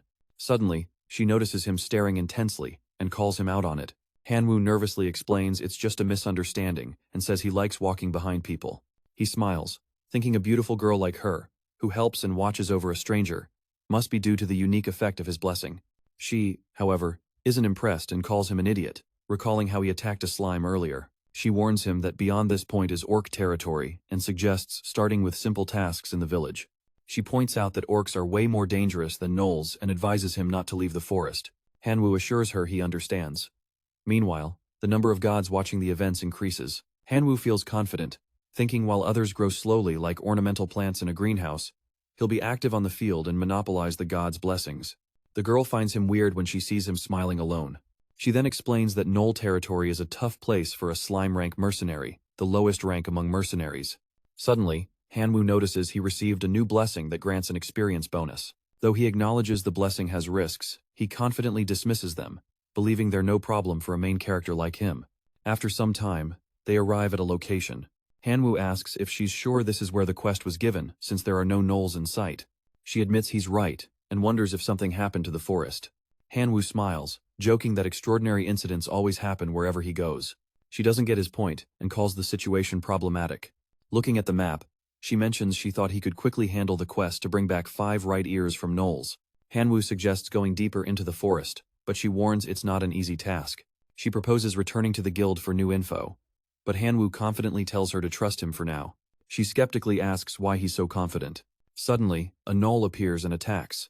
Han-woo manages to escape but is shocked by the encounter. The girl runs toward the gnoll, yelling at Han-woo to snap out of it. She jumps and strikes the gnoll with her sword, but its steel armor proves too tough. She realizes it might be a named monster. After checking if Han-woo is okay, she prepares for another fight. The gnoll stands before them, and she tells Han-woo to draw his sword, explaining named monsters are unbelievably powerful. Seeing the gnoll for the first time, Han-woo admits it's scarier than he expected. Before he can react, 2 more gnolls appear. She tells Han-woo to listen carefully, and that she'll draw their attention so they can escape. Han-woo refuses, joking about leaving his axe behind. She insists there's no time for jokes. Suddenly, one of the gnolls hurls a stone at Han-woo, hitting him hard. Blood drips from his mouth as he faints. When Han-woo regains consciousness, he asks about the gnolls. She replies she took care of them all and is wrapping a cloth around his injured hand. Han-woo is shocked and asks if the injury is his fault. She tells him it was her mistake and he shouldn't blame himself. Still, Han-woo feels both guilt and anger. Deeply worried about her condition, Han-woo starts searching for healing methods through his status window. She tries to calm him, saying it was her fault and he shouldn't blame himself. Meanwhile, he gets a notification that some god is mocking him, sarcastically asking how he feels now. Frustrated, Han-woo yells at the god not to laugh, it's not funny. Suddenly, he receives a curse from the god because of his attitude. The curse prevents him from seeing through objects, even without physical barriers. At first, Han-woo is confused, but when he tries to see through his status window and fails, he realizes the curse's meaning. This frustrates him deeply, and he grows sad. The girl notices him mumbling and asks if he's okay. Han-woo sees her but realizes he can't see through things like before, which makes the curse feel even worse in his mind. She then mentions the forest feels threatening and suggests heading back to town before more gnolls attack, which could put them in serious danger. Han-woo agrees, thinking of the holy woman in town who might fix his arm. He promises he'll take responsibility and heal her arm because he's the hero of legends. Meanwhile, in another part of the jungle, Kang walks with the devil who finally introduces himself as Kogmos. Kogmos explains he's the 23rd child of the 348th wife of the 14th Demon King. He also shares that while humans value royalty highly, in demon society, anyone with power can rule, making noble and royal status less meaningful. Kang smiles and teases Kogmos, calling him a worthless, nothing demon, which makes Kogmos cry. Feeling bad, Kang comforts him and asks what his nickname is. Kogmos reveals his nickname, Moss, was given by an old friend. Kang feels pity for Kogmos, who's obsessed with marriage, but doesn't think his struggles are as bad as his own, having been kidnapped into a fantasy world. Meanwhile, a god watching Kang urges him to leave the forest, calling it boring. Kang notices this god acts differently around demons than with fairies or humans. As they continue, Kogmos spots footprints and announces they're nearing the forest's edge. He warns Kang not to drop his guard because beyond the forest lies the Night Realm. This realm is ruled by swordmasters and also borders orc territory. Kang seems excited, wondering if there are powerful warriors among the orcs. Kogmos warns him that orcs are on a whole different level from the gnolls they faced before. On a cliff overlooking the orc territory, Kogmos points out the orcs below. Kang watches and notes they look like ordinary orcs. Suddenly, an orc sniffs the air and detects a nearby human. The orc warns his buddies that a wicked human is close. Kogmos blames Kang, saying his glowing red eyes are drawing attention. Annoyed, Kang explains he can hide but forgot to. Kogmos scolds him, adding Kang's wealth smells like a target to the orcs. Kang decides to approach them. He jumps off the cliff, landing in front of the orcs. He casually greets them, but the orcs demand he hands over everything he has, mocking him. They even call him a pig. Kang corrects them, saying he's human, but thinks to himself that although these orcs are more articulate than gnolls, they're not smart enough for a meaningful conversation. Kang realizes he has no choice but to deal with them. Kogmos warned him that orcs are stronger than gnolls and skilled at teamwork, effectively surrounding their prey. Kang, however, taunts them by asking why they don't just hand over everything right now. Before the orcs can answer, Kang swiftly stabs an orc in the head with a dagger. The remaining orcs are shocked, their faces showing both rage and disbelief. At that moment, Kang thinks confidently about how he can handle this fight thanks to the stranger's blessing. He smiles and declares he'll decide who's tied to the pig. Kang keeps taking out the orcs one by one, leaving only 2 standing. He prepares for a fight, but Kang taunts Kogmos, saying he thought orcs were stronger than gnolls. Kogmos defensively replies they are, but Kang is the weird one. With a few decisive moves, Kang wipes out the remaining orcs.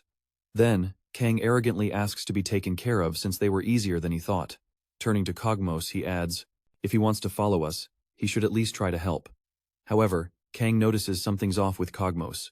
Before he can ask, Kogmos reacts unexpectedly. He points with a trembling hand to the sky where a giant dragon soars.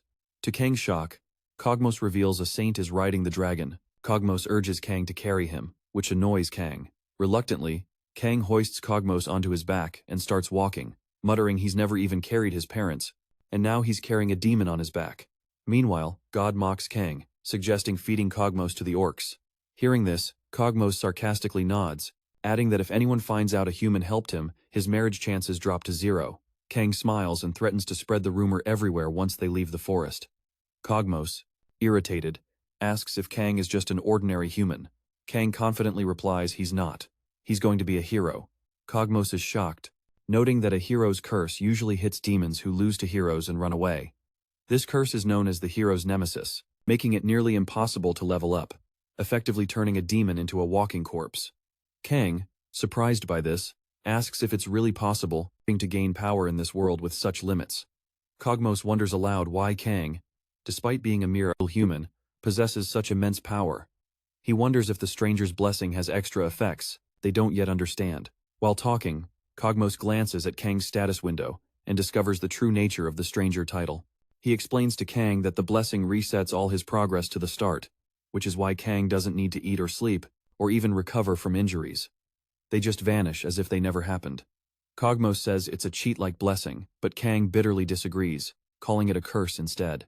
No matter how much experience Kang gains, it's like cheating, but Kang bitterly disagrees, calling it a curse instead. No matter how much experience Kang gains, his status always resets, stopping him from getting stronger. Kogmos asks how Kang plans to get powerful with such a limit. Kang replies darkly that he'll find a solution in a temple. One of the heroes angrily complains about losing battles, but his buddy Choa calms him down, reminding them they're not the only ones struggling. Prince Alsace enters and cheers the group on, saying they're leveling up fast, even if they're only level 4. However, they worry about the lack of enemies to hunt, which might slow their progress. The commander informs Prince Alsace of strange developments in the forest. At first, they think the Gnoll territory's destruction was the work of a famous mercenary group. But a deeper investigation revealed the sword techniques used to wipe out the Gnolls were identical on all the bodies, suggesting it was the work of an order of knights. Prince Alsace orders the commander to delegate the investigation to the Intelligence Guild, while preparing the heroes to hunt orcs. The commander is shocked but obeys, knowing they need the heroes to get stronger. Back in the forest, Hanwo finally reaches the outskirts of the city, carrying the injured girl on his back, breathing heavily. Prince Alsace is shocked to see him like this. Instantly, Hanwo shouts and asks for the saint. Hanwo's companions are also shocked to see him. Hanwo shouts again, saying he heard she returned to the temple. Prince Alsace tells him to watch his manners. Hanwo apologizes and says a girl's life is at stake because of him. Suddenly, Princess Athena arrives, shocked to see the girl. It seems they know each other. The girl tells them she's just an ordinary mercenary now. After that, Anoa asks Princess Athena to take her to see the saint. Meanwhile, the saint arrives, angrily saying it's deafening outside. She asks what's going on here. Prince Alsace says that hero Hanwo has returned. Hanwo is about to make a request, but the guards stop him. At the same time, the saint sees his status window and tells him he's already level 1 with the curse. He replies that he also recruited an amazing teammate. Then, the saint sees the status window of the girl with Hanwo. Her name is Arya, and she's a level 12 player. The saint thinks she must have a noble blessing from Rambe if she's not a marquise. She's probably a duke's daughter. She says Arya is excellent. Hanwo tells the saint that Arya protected him with her life, and he can tell she's worth it. The saint tells him to look around. She says there are Templars and Knights level 30 and above who would gladly sacrifice themselves for humanity's sake. She asks what exactly makes Arya better than them. Hanwo is shocked to hear that. The saint asks him the same question again. He loudly replies that her potential makes her perfect. The saint says he's probably right. In a few years, she'll be a beautiful young woman. Hanwo smiles and tells the saint he's talking about her talent. She replies that he already has several friends overflowing with talent. She also tells him that while he's stuck at level 1, some of his comrades have already reached level 6. Over the last 5 days, Hanwha is surprised. He feels like they're mocking him and Rin because he's still level 1 after all this. The saint asks if he has anything to say. Hanwha is ashamed. He begs before the saint, saying Arya is a special teammate to him. So please. She refuses his request. Hanwha is shocked. The saint tells him that before asking for a favor, he must first prove his worth. She also asks, first of all, why she should repay her debt. She sits in front of him and says she thinks he's taking the miracle of a saint lightly. He replies that's not the case. She tells him that in that case, she'll share with him the results of the miracle she recently accomplished. 15 spirit swords containing the essence of the forest, 200 ancient tree bows under moonlight, 600 tamed unicorns, 15 phoenix feathers, and 40 other items to prove her worth. The heroes are shocked. After that, she asks Hanwha if he can prove his worth. He replies that she should see him as an investment, because he'll get stronger fast. She tells him to talk after he's gotten tougher. Hanwha is furious. He also hears his teammates criticizing him. He gets sad. Suddenly, Jubora raises her hand and tells the saint she might be crossing the line by asking for this favor. She asks if she could accept this swordsman as a teammate. The saint thinks Jubora seems ostracized by the other heroes for some reason, but she has too much potential to be left like that. She wonders what she should do. Then, the saint tells her that if a top-tier heroine like her wants it, she can make it happen. Next, the saint tells Arya to show her hand. The saint heals her and says that from today on, she'll be the sword and shield of Hero Jubora, and she must never forget that until her dying breath. Meanwhile, Arya is in shock as she recovers her hand. She cries. The saint tells her to go straight to Hero Jubora's side. After that, the saint tells Prince Alice they wasted too much time on this trivial incident and need to speed up the rest of the plans. Everyone leaves. Hanwha is deeply saddened. Suddenly, Princess Athena approaches him and says he might not have been recognized, but he wasn't wrong. She also tells him he's the one who brought Arya to the temple. She thanks him for saving her childhood friend as well. Hanwha is surprised to hear this. Then, Princess Athena gives him something. Princess Athena wishes him good luck and leaves. Hanwha smiles and says he didn't know Princess Athena had a thing for him. Anmu stands up and loudly says, "Let's start over." Meanwhile, Kang fights the orcs. They battle for their lives, but the orcs kill them one by one. Kang says another day, another horde looking for a fight. After a while he kills them. Kang thinks these guys don't call their comrades like the gnolls did, but since this place is clear, he has nowhere to hide either. He says their beasts aren't his food either. After that, he approaches Cogmos. He notices he has no horns. Kang asks if he's hiding them with magic. Cogmos replies, it's a simple deception spell since they need to enter a city now. Kang asks why he didn't do it from the start. Cogmos says their region was blocked off. He also says it would look weirder if a mere human was still alive with half his body torn apart. Meanwhile, Kang thinks Cogmos is smarter than a gnoll. Kang remembers Cogmos said it was the second closest city, so he thought they'd get there pretty fast. Suddenly, he hears a voice. Kang thought he said it was the second closest town, so he figured they'd get there pretty fast. Suddenly, he hears a voice. Meanwhile, orcs attack a convoy. A fight breaks out between orcs and humans. Kang watches it all, and Cogmos tells him it's fine if he doesn't help. He replies it's not because he's a demon, that he wants to marry the grandmother of the Mountain King. Cogmos apologizes to him. Kang tells him to watch. For now, he can at least avenge them later. Cogmos calls him cold-hearted. Kang thinks it might be harsh, but he can't help it since he still can't trust all the humans in this world. On the other side, the orcs are beating their opponents. A few human guards stand in front of the wagon. It seems they're protecting something. One lady uses her magic power and throws fireballs at the orcs. The other uses sword skills and leaps to kill them. She has water powers. An explosion occurs. Kang is shocked and asks Cogmos if that's magic. He replies it's nothing. Kang tells him he doesn't like it. Cogmos asks if he's upset that innocent humans survived. He says he thinks it's a shame. He lost his chance to avenge them. Kang thinks these girls look like world elites. He bets on getting on good terms with people who have that kind of power. He thinks it'd make his life with these barbarian fantasy folks easier. Meanwhile, the girls fight the orcs. Suddenly, he shouts, "There's a pretty sow here." Cogmos is shocked to hear that. Kang thinks thanks to the hero's curse, these humans won't get the meaning of his shout. But the orcs will understand perfectly that kind of power. He thinks it would make his life with these barbaric fantasy folks easier. Meanwhile, the girls fight the orcs. Suddenly, he shouts, "There's a cute sow here." Cogmos is shocked to hear that.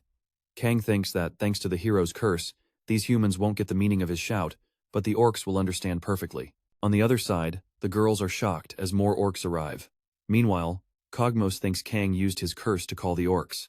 After that, Kang says it's time to help his ladies. Cogmos tells him that's different from his original goal. He replies that plans sometimes change. The girls scream for help, and the orcs mock them. Kang arrives there too. The orcs are surprised to see him. Kang sees everything seems fine here, so he should wait longer. The boss of the orcs is confused about why he's here. Kang says he's just a stranger's apostle passing through. The orcs tell Kang that he seems fearless. One of them raises his sword at Kang, but Kang instantly dodges by jumping away. All the orcs prepare to kill him. Kang sticks his fingers up an orc's nose and throws him away. Everyone is shocked to see that. Kang finds this method funny but also disgusting. Suddenly, the other orcs all attack him at once, but he dodges every time. Kang can now read through their attacks. The red orc attacks him multiple times. Meanwhile, Cogmos angrily asks Kang why he let his guard down. Kang cuts off the red orc's hand. The girls are shocked to see this. Kang asks Cogmos what he wants him to watch out for. He says it's nothing. Kang also notices the orc turned red, meaning he's linked to the knoll. Kang realizes he shouldn't have killed him since he could have observed him more. After that, the guards thank Kang for saving their lives. Kang smiles and can now understand a few words. He thinks his studies are finally paying off. Meanwhile, God feels uneasy about Kang's strange behavior. After that, some orcs think he's tired, so they try to attack and kill him quickly. Kang throws the red orc's arm away. The orc is shocked to see that. Then Kang tells the orcs they can turn red by raising their hand. One orc asks how he can speak orc. Kang's eyes turn red and he replies they can forget it if they can't. After a while, Cogmos approaches Kang and asks if he's okay. Kang replies that he's not talking about himself, then points at the guards and the shocked girls. Kang realizes he used the gnome's power. He tells Cogmos to do something about it. Cogmos approaches the guards and introduces himself. He says he's sure they can guess from his unique name, but his friend here doesn't speak the Western common tongue. One of the girls is shocked to hear Kang's name. Cogmos sees the girl's status window and notices she has a hero's curse and a fairy ransom blessing. He tells Kang it's a fantastic symbol of trust, considering even humans marrying and a fairy are at best rank R. Kang replies that the precious first time the fairy slapped his cheek is in his favor, which makes him angry. He says all the misunderstanding is that damn DS's fault. The girl approaches Kang and says something to him. Cogmos tells Kang she's sorry for doubting her savior. Kang smiles and thinks he's managed to get an excellent translator and finally earned the locals' trust. Meanwhile, God feels uneasy. Kang tells him to calm down because he's about to reveal his secret. At night, Kang sits by the campfire. God approaches and says impotence isn't a sin. Kang replies it's the fault of his blessing. He figures he should be happy since he's no longer upset. Kang thinks with this cheat-like blessing, there's a catch with a huge downside. All stats reset to normal. He gets sad and says it's been a while since he's done anything. Suddenly, a lady approaches and calls his name. Kang sees her and thinks her name is Julia. She's a noble lady attending a famous fantasy academy. He says it's a bit annoying since his damn translator is already asleep. Meanwhile, the lady sits far away. He wonders why she says his name then sits distant. Maybe she wants him to leave. At the same time, the lady stares at him. Suddenly, she seems like she wants to say something again. She shows him her dagger. Kang thinks she's telling him to show his powers too. Kang shows her his hand with the Guignol power. She's shocked to see that. Suddenly, she approaches him and repeats something. She looks worried. Kang doesn't know what's wrong with her. He thinks maybe she's mad seeing his dagger because it's small. After that, the lady leaves. Kang says it's hard to understand a woman's heart. Meanwhile, God mocks him and says someone powerless doesn't need to know. Outside the dorm, the guards suddenly stop, but he tells them they can't stop him because he's also a hero. The mage replies that he is a failed hero. Anwoo is shocked to hear this. The master tells him that since he left the temple and lost their support, he now has 3 options. The first option is to receive the Independence Fund and give up, in which case he is no longer allowed to call himself a hero. If he is ever found breaking this rule, he will be executed. Hanwoo is saddened by this. The master tells him the second option is to return to training, but he can only be supported once he shows a promising score. Hanwoo thinks about how his classmates will mock him. Now, he's curious about the third option. The master explains that the third option is to entrust his body to the temple, where they will take care of everything for him, finding a noble to marry, securing his retirement. However, he is not allowed to leave the temple for the rest of his life. Hanwoo quickly decides to choose the first option, thinking he can't live his life locked up. The master hands him a contract to sign. Hanwoo asks why they need a guarantee for this. The master explains that it would be bad if a hero who leaves the temple ruins the reputation of the remaining heroes, so it's a safety measure. The master then gives Hanwoo independence funds and some new identities to replace his hero status. Hanwoo is happy after receiving the funds and notes how different this is from novels. The master is surprised, but Hanwoo quickly tells him to ignore it since he was just talking to himself. Hanwoo thinks about how in fantasy novels, characters who abandon realms or temples are seen as hypocrites and villains. Hanwoo asks the master if he can use the money as he wishes. The master allows it. Leaving the temple, Hanwoo considers how tempting it is to get close to a noble girl. However, he decides his path is different because he's going to live like a true hero. Then, he heads to the slave market. Meanwhile, an assistant informs the saint that hero Hanwoo has abandoned his mission. The saint worries about the decreasing number of heroes. She thinks this will become a problem if the numbers don't rise, since there are only 2 saints on the Fantasia continent. Once the real fight begins, she'll have to handle everything herself. The saint asks her assistant for news from the fairy realm and learns that the number of puppets has decreased. The assistant explains that a mysterious order of knights is said to have eradicated the puppets. In the forest, the saint is surprised to hear this and comments that she thought it was a small elite squad mastering the same sword art. The saint notes that this isn't something an order of knights could accomplish. The assistant suggests it might be the work of a demon king. The saint is shocked, and the assistant quickly apologizes for the slip-up. The saint advises caution, saying a hasty judgment can be dangerous. However, she acknowledges that this crisis rivals a demon king invasion. She orders the assistant to investigate whether a demon king is involved. The saint thinks demon kings are mainly in the east, with some inactive ones in the central region. However, they're not the type to act in the shadows. She laments the lack of resources to investigate. Suddenly, a master mage arrives and informs her of a communication from the academy. He explains the academy would like to invite the heroes to commemorate the school holidays. The saint is shocked that the academy knows about the summoned mistakes. She asks how this information leaked. The master mage explains that a student saw hero Hanwoo's status window at the mercenary guild. She sighs, thinking it was a mistake to let him act alone. She believed he'd tire quickly and come back. She also notes that, although it's good the existence of the heroes, humanity's hope is known. They're still way too weak. She considers the Academy's invitation as an opportunity for the heroes to meet a valuable teacher or classmate. She tells the Master Mage they will look favorably on the invitation. Suddenly, a knight arrives and reports they found a bag containing a hero's personal effects. The saint is shocked to hear this. Elsewhere, Cogmos and Kang are sitting in a cart. Kang observes that the girls they're traveling with are mercenaries. Cogmos confirms, saying it's obvious. One of the guards says something to Kang. Cogmos translates, explaining the guard is asking how Kang is so strong despite being only level 1. He also asks what his training method is. Kang smiles and notes that's a shallow reason to talk to someone. Cogmos asks if he should take that as Kang, being uncomfortable with their degenerate greed. Kang stops him. Cogmos tells Kang he doesn't need to hold back, since asking about people's training methods is rude to begin with. He also explains that, although a strong body is an asset for mercenaries, they tend to be shameless in their curiosity. Kang replies that it's normal for mercenaries to be shameless. Cogmos warns him not to twist his words, explaining that lies don't always work. He adds that it's common for mercenaries to fight over a grudge and die. Kang suddenly sees his status window and is shocked. Kang asks Cogmos what he should do to become a mercenary. Cogmos replies that he found a way to get stronger after some time. Kang and Cogmos finally reach the city. Kang is excited at first but suddenly turns sad. Cogmos notices and asks why he's not happy. Kang replies, "There's a nasty smell lingering around the city gates." Cogmos explains it's natural, since travelers from all over gather at the city gates, and many of them can't wash during the journey. He also reminds Kang that he's not in a position to talk since he reeks of orc blood. Kang is offended, and tells Cogmos he can't believe how easily he says such hurtful things. Cogmos retorts that Kang shouldn't complain either. Kang changes the subject and mentions that the group of, according to clear parameters, Kang, now alone, decides to try the food. He grabs some fruit, looking happy and excited, while Cogmos teases him about his appetite.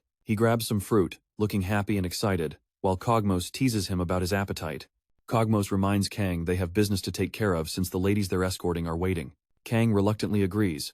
Later, one of the women expresses gratitude for saving her life and suggests they all stay at the same inn. Kang agrees to the plan, but Cogmos doesn't seem thrilled. Cogmos then asks when they'll head to the mercenary guild. Cogmos insists Kang clean up first if he doesn't want to get kicked out of the guild as soon as he steps in.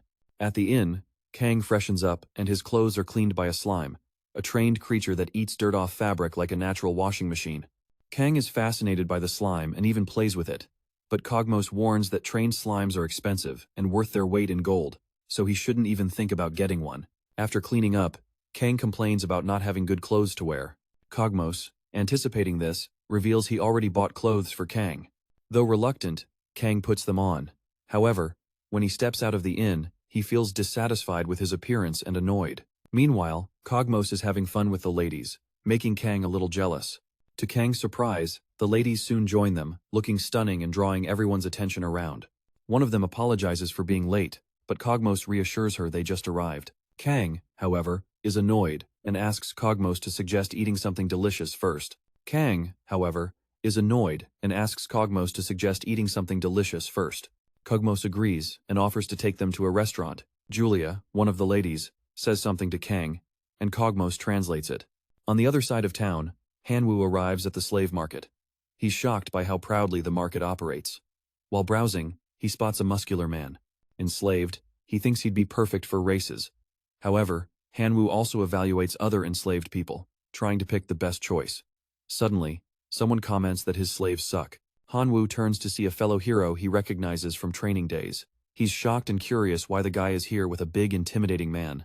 The guy explains with summons that he also quit the training program and took the independence money, just like Han-woo. Han-woo nervously asks him to keep it secret. The guy laughs and reassures him there's nothing to fear.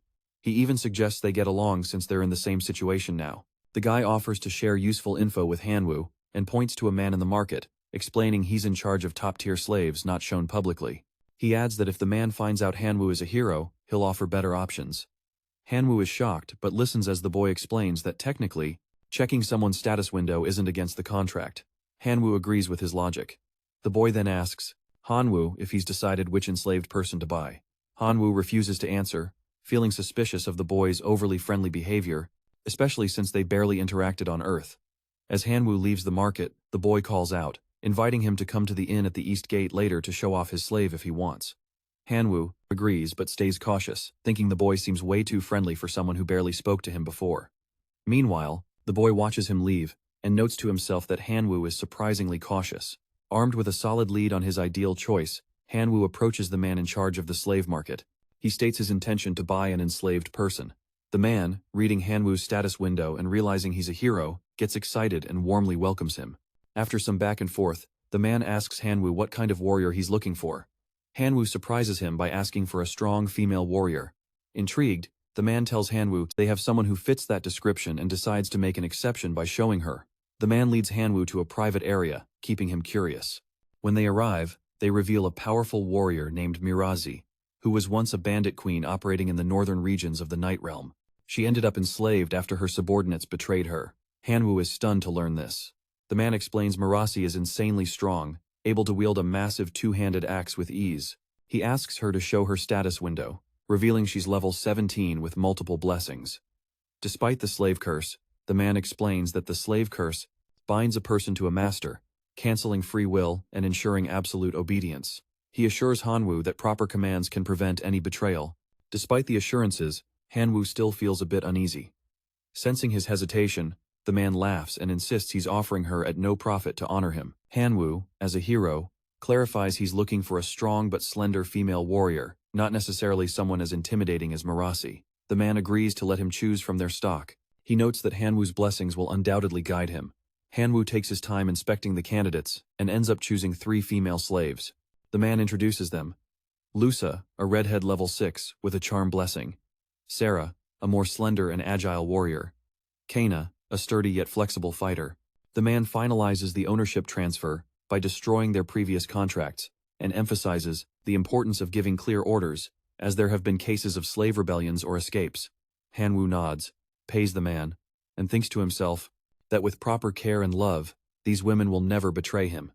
He then orders them to follow him, declaring they'll buy weapons for their next mission. The women obey without question, and Han-woo smiles, pleased with his new companions. Meanwhile, Kang struggles at the mercenary guild. He thinks that although eating and visiting the guild went well, he hadn't expected to have to provide a signature for registration. Frustrated, he realizes he never learned to write properly.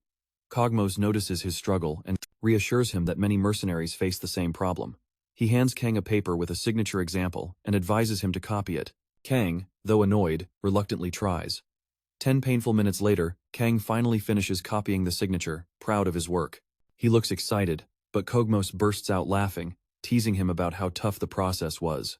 Kang, confused by the reaction, watches the receptionist accept the paper and finalize his registration. Suddenly, Kang feels a strange sensation.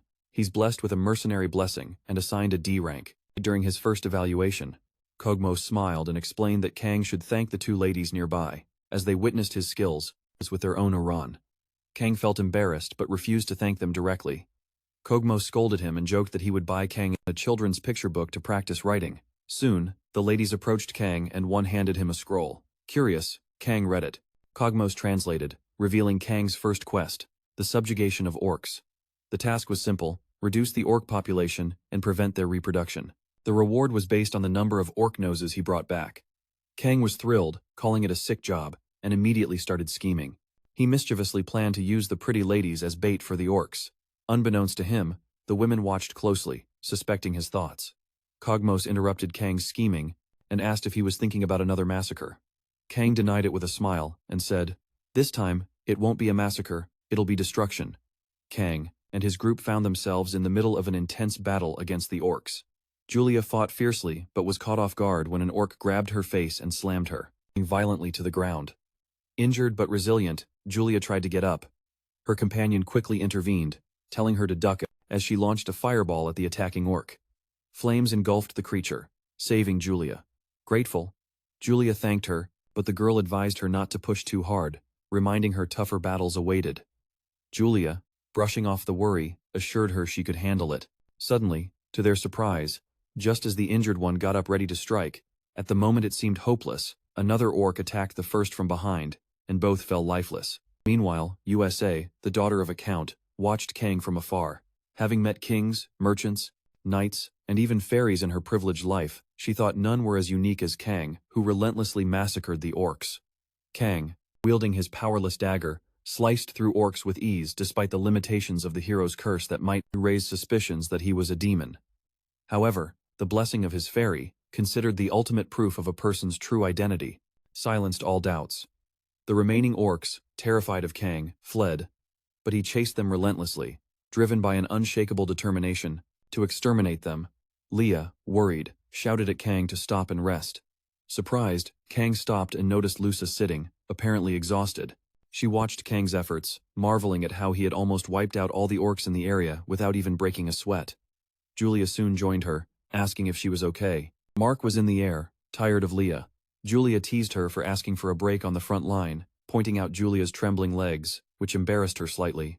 Julia then praised Kang, calling him amazing. Luisa agreed, attributing it to his blessings, but Julia clarified it wasn't the blessings, but his pure talent. Julia explained that Kang's swordsmanship was on another level.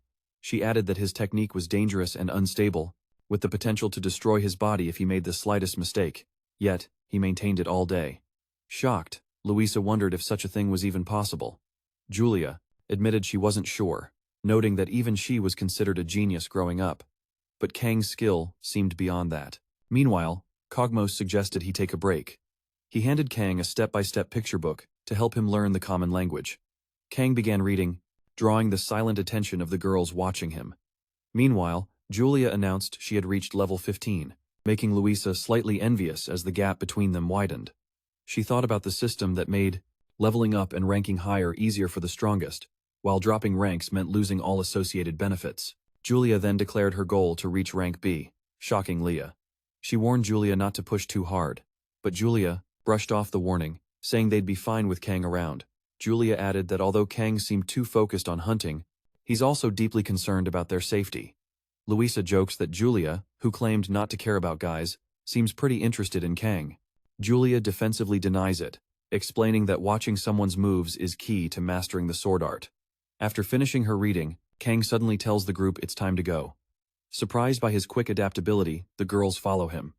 Luisa silently watches Kang, amazed at how he's both a simpleton and a mystery, a mage and a scholar with a raw, untamed nature. She concludes that while he piques her curiosity, she might need to teach him how to talk to women first.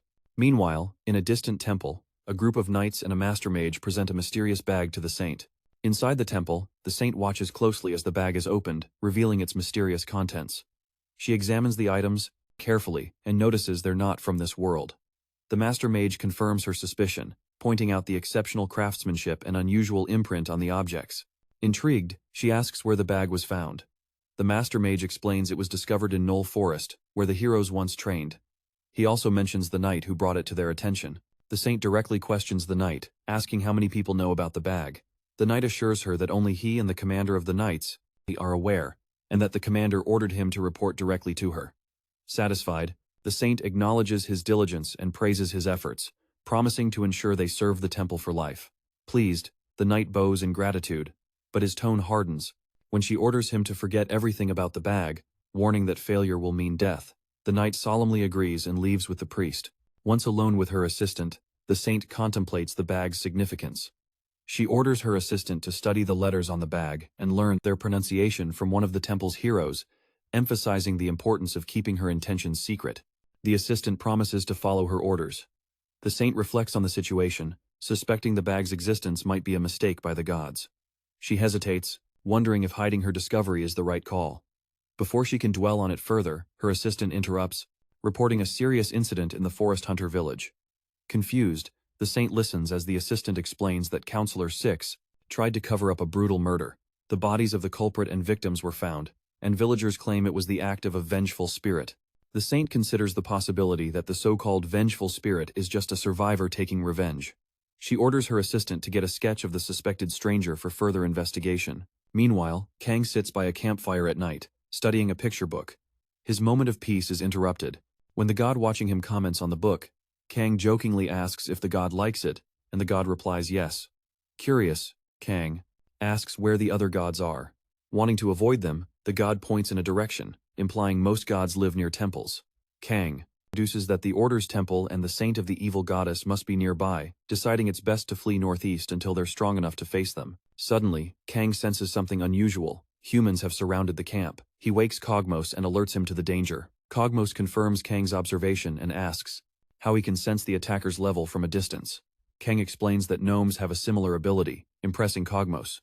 Without wasting time, Kang wakes the girls, who spring into action, alarmed by the imminent threat. The leader of the attackers steps forward, speaking in his native language.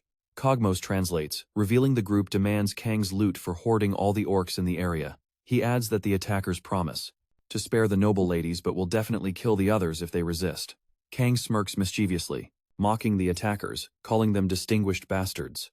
The girls respond defiantly, ready to fight, while Cogmos nervously reminds Kang of the attackers' superior numbers.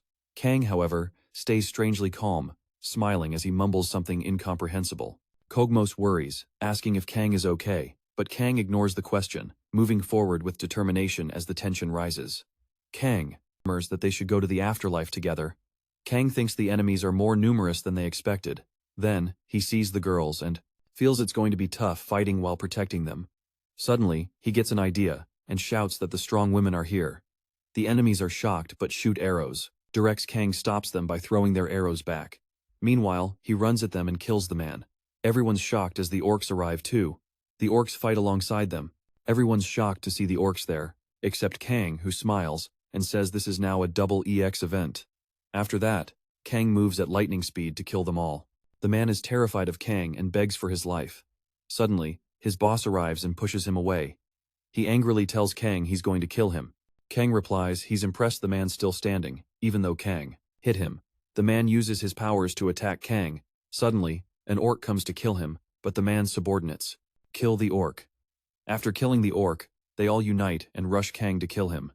Kang uses his power dagger, Gnome, to kill them, but the boss attacks him from behind. The man smiles after hitting him. Kang tells the man it's a shame for him. The man is scared of him. After that, Kang runs his hand over his body and kills him. Then, he sees the girls. He notices the two girls are fighting the men and holding their own. He realizes the two girls seem busy killing everyone there. After a while, he arrives at the market with the orcs' noses. He tells the lady that's enough. She's shocked to see so many orc noses. Kang says he could have gotten more without the nobles. The lady, Cogmos, tells him he's stupid because they're almost dead from exhaustion. Kang replies he knows she's talking about Lusa. that he completed the proof of the request. The girls are happy. Cogmos translates and tells Kang they say they leveled up 2 whole levels hunting with him. Julia is level 16 and Cogmos is level 20. Kang smiles and says even a mediocre demon like this guy is level 20. He wonders how much he leveled up. Kang is level 1. He asks the god what's happening in the world. Meanwhile, the god looks at a distant galaxy. The world at first is empty. Stars form in the open world, and after a long time, living beings are born. This is a story about a certain god. The living beings soon start discovering him. People begin to pray to God, and so he becomes a god. The beings who pray want God's help, and by supporting him, God feels the reason for his existence and is worth it. However, over time, other gods appear and help the living beings, each in their own way, like it's a competition. As the beings recite and receive the god's grace, they progress in various ways, but the countless lives that can't get along fight violently and die in vain. Time passes. One day, a man in a cave is dying. The god approaches him and asks if he wants to live. He says yes. The god transforms him into a baby. After that, the god goes to the nearby village. There's an old man with his wife. The god blesses them with a child. In this way, this particular god is proud of the result. After some time, the god visits a baby who is now a young boy. The god asks the boy how he's doing. The boy looks at him curiously. He knows her because she's the one who turned him into a baby. The god asks if he wants anything else. The boy trembles and grits his teeth. He angrily tells the goddess he's going to curse her. He says the woman he loves was taken from him because she turned him into a baby. The goddess becomes sad and replies she never asked for a wife. He tells her he was taken because she turned him into a baby. The goddess becomes sad and says she never asked for a wife. He tells her he was supposed to stop the wedding and save her himself. The goddess apologizes and leaves. The boy yells at her to take responsibility. Meanwhile, the god thinks about what went wrong and how the other gods are doing. On the other side, a man pays tribute to the god and asks for help to have a safe journey. A certain war god encourages them. At the same time, the god is still confused. The god then blesses several other lives. However, each of them resents the god. Hundreds more years pass. The world changes. Over time, more living beings see the god as a tool. So the gods set new rules like heroes, demons, levels, blessings, and curses. The gods adapt to these new orders, except for one god. Suddenly, the god notices a man named Cain. His stone is injured and there's a lady with him. He tells him to call the saint immediately. She says she did something else while he was fighting. The boy suffers terribly. The status window shows he's level 38, with blessings and curses. Instantly, the god arrives and asks the boy if he wants to live. The boy is surprised and says yes, he does. A particular god warns him he's going to lose everything. The boy replies that it's better than dying for nothing like that. The god smiles and gives him a blessing. As the god gives his blessings, he thinks about how much he's still needed. The boy is healed. He's happy because his body is back to normal. Suddenly, the boy notices he's level 1. He's shocked.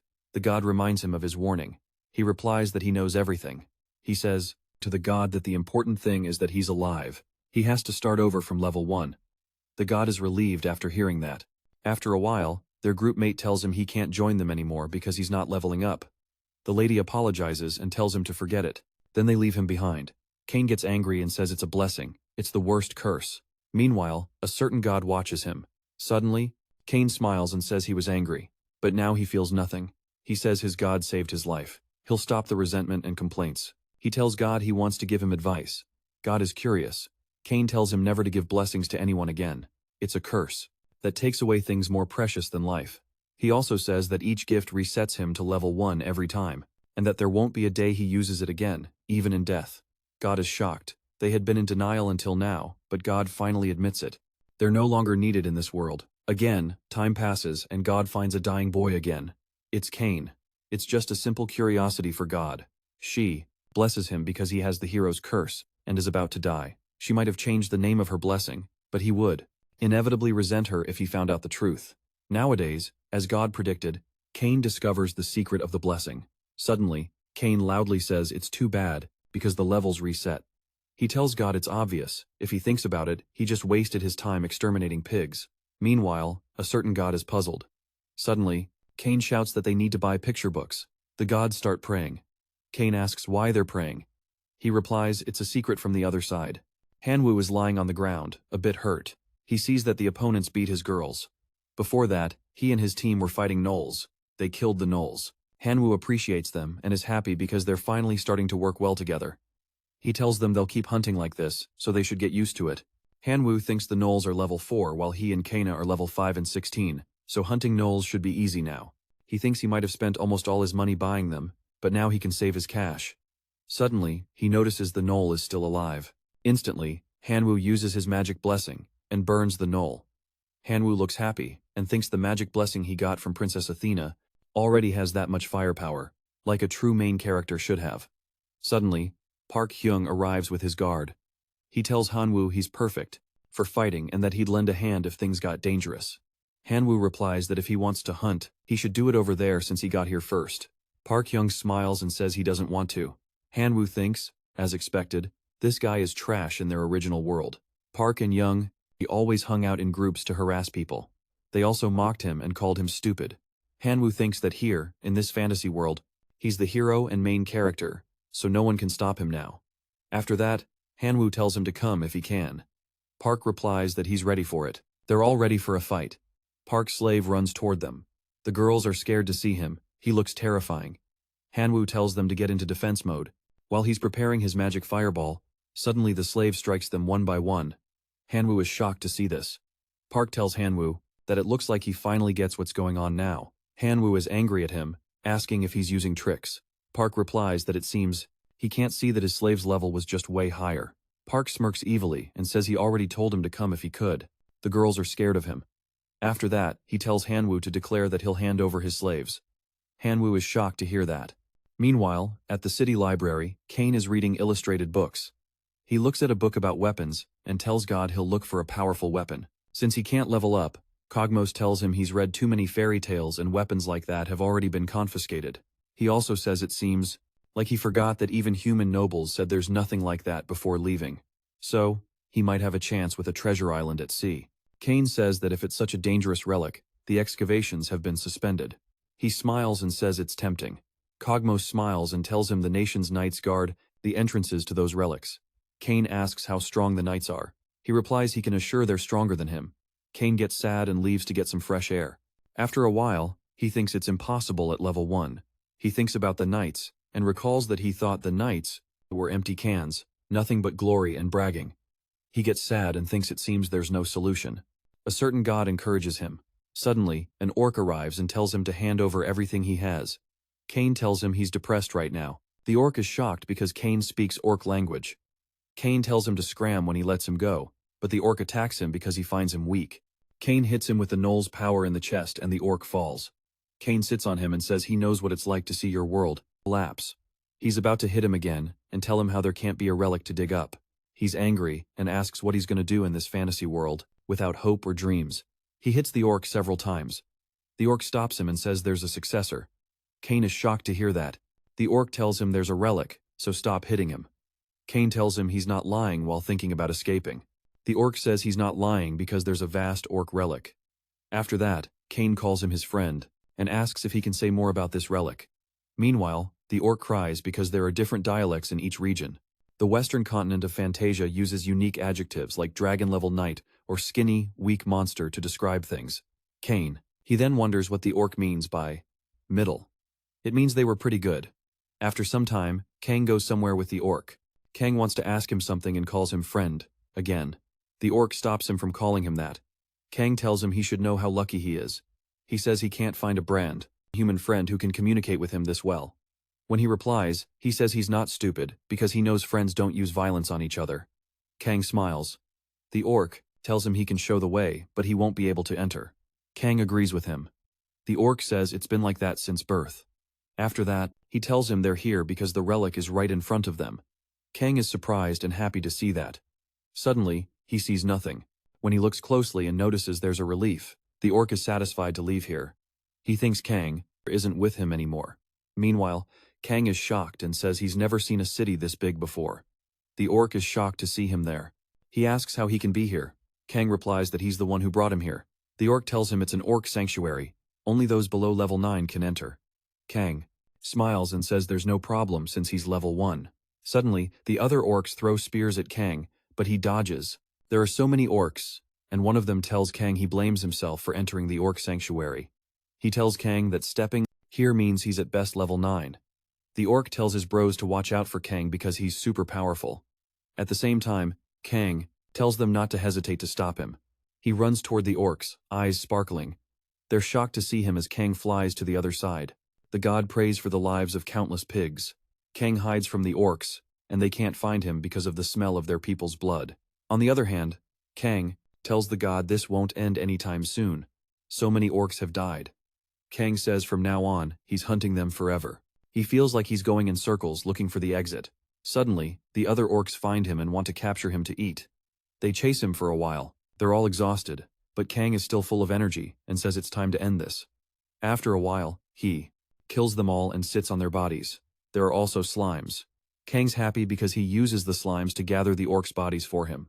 Kang waits to see if anything changes. He checks his status window and sees his massacre is now ranked S, but he gets a new curse. Massacre. This curse means the orcs he killed will enter his dreams. He's a bit worried but later relaxes because he doesn't sleep. Kang says his curse has grown stronger, and another curse has been added. He tells the god this is too much for him. After that, he tells the god that the whole saving people thing is a curse. So he finds it unfair. A particular god replies that he should see it from the orc side. When he thinks he's gathered all the people captured by the orcs, every time he saw them, they told him something. Kang goes down and feels he has to take Kogmos with him. After that, Kang calls an orc who was playing dead. He tells him he knows he's alive, so come here. He asks the orc how to leave this place because no matter how much he walks, he ends up in the same spot. The orc tells him the town has a different entrance and exit, and the city center is the only way out.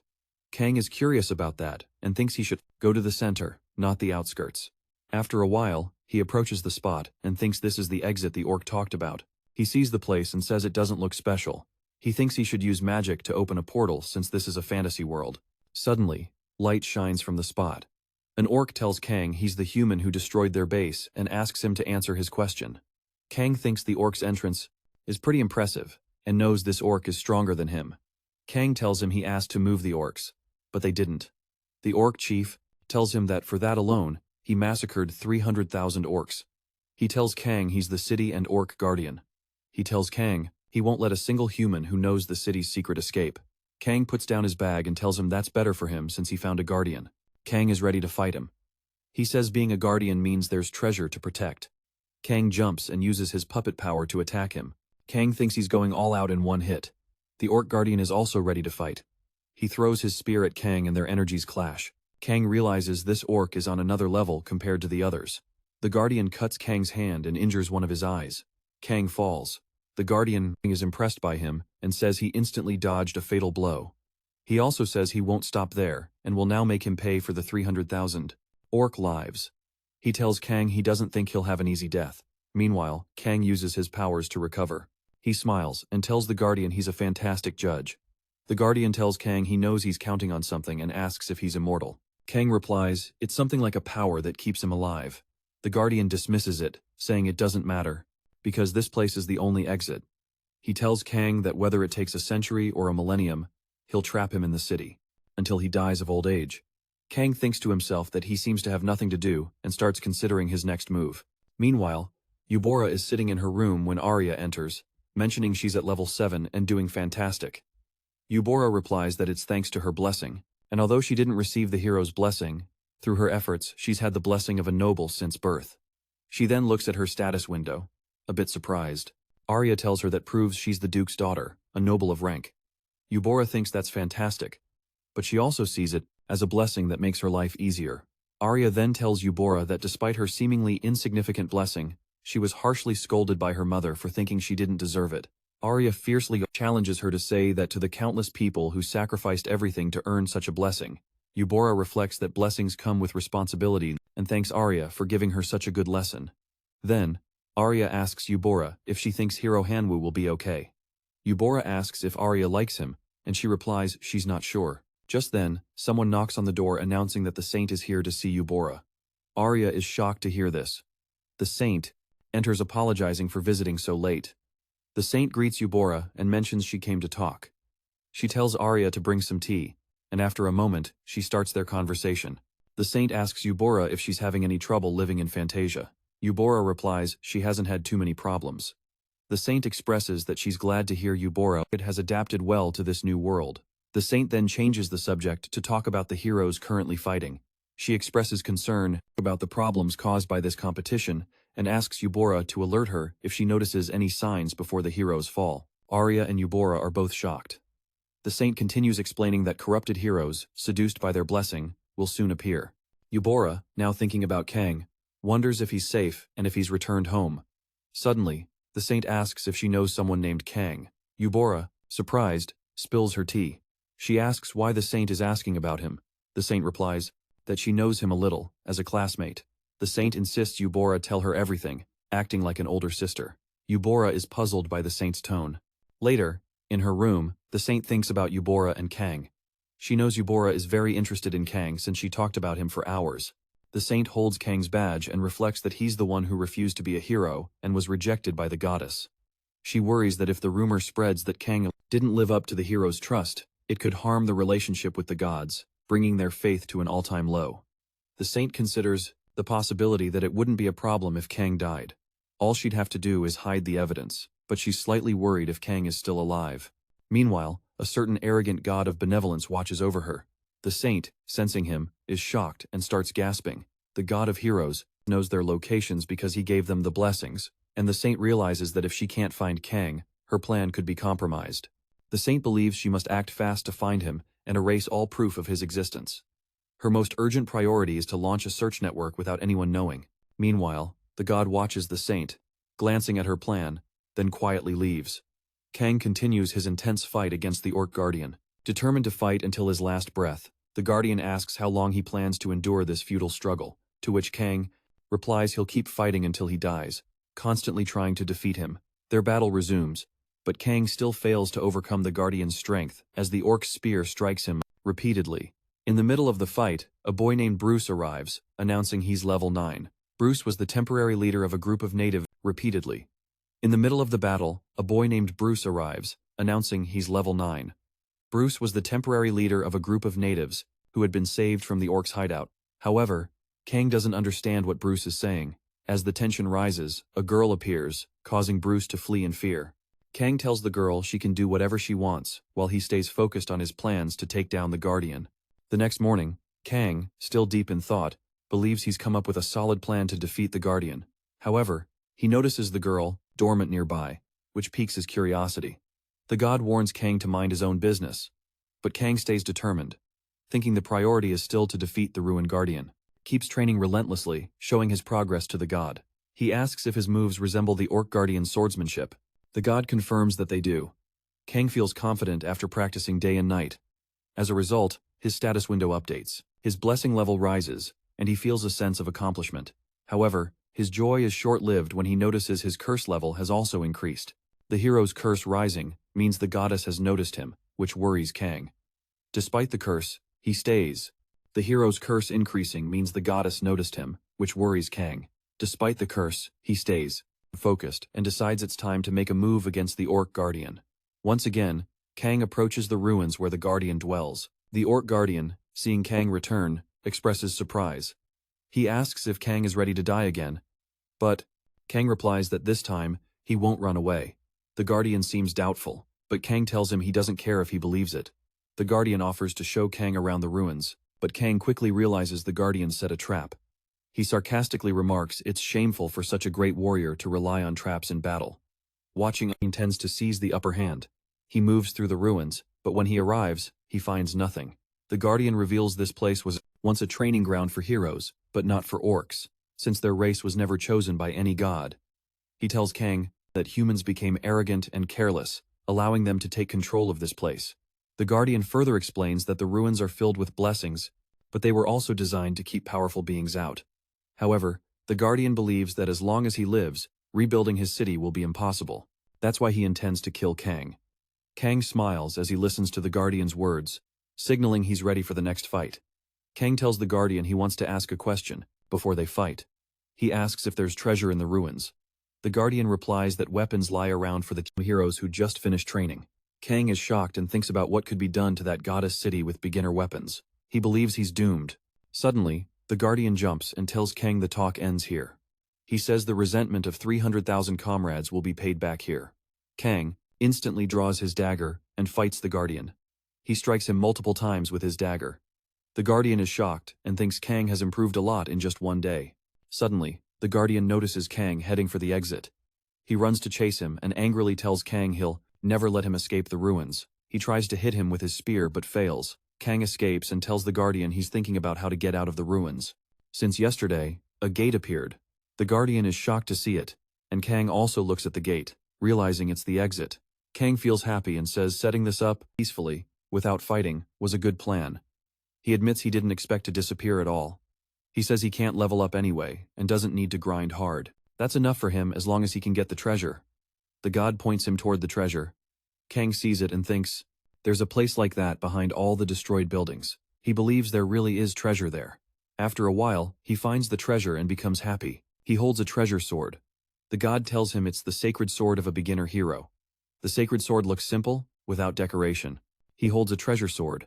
The god tells him it's the sacred sword of a rookie hero. The sacred sword looks simple, with no decorations. But it's a powerful weapon filled with divine energy that glows intensely. Kang knows it's a beginner's weapon, but wonders why it was left like this. Kang starts swinging the sword. The god says only heroes can wield the sacred sword. Suddenly, Kang feels the sword grow heavy without him holding it. The god tells him he can have it as a hero. Kang replies that means the sword hates cursed heroes. He breaks the sword with his dagger. Kang says he can't use it, so it's only fair others can't either. The god admires his fairness. Kang then destroys all the swords present. He picks up the last one and is about to break it when he suddenly feels this sword is lighter than the others. He realizes this sword isn't affected by the curse. Kang says in that case, he'll destroy everything else. He destroys everything in the treasure except the last sword. After that, he sees his status window where the cursed sacred sword is added. Kang gets angry, receiving the curse of the sacred sword. Meanwhile, Jean-Mi sees the choice at the temple. Choice sees his status window and finds a new blessing. He has so many blessings with no curses at all. He thinks if this is the reward, he'll have to accept it even if he's tired. He realizes this is what they mean by God's favor, since he got the blessing in just a few days. Choice thinks the next tournament will be an easy win for him at this growth rate. He believes he'll prove it to everyone by winning the sacred sword prize. Conversely, a hero and a demon king, a prince and princess, evil female knights, and even tyrants appear as sole regulars. Romantic fantasy, so anyone fits. Jean-Michel thinks about all this.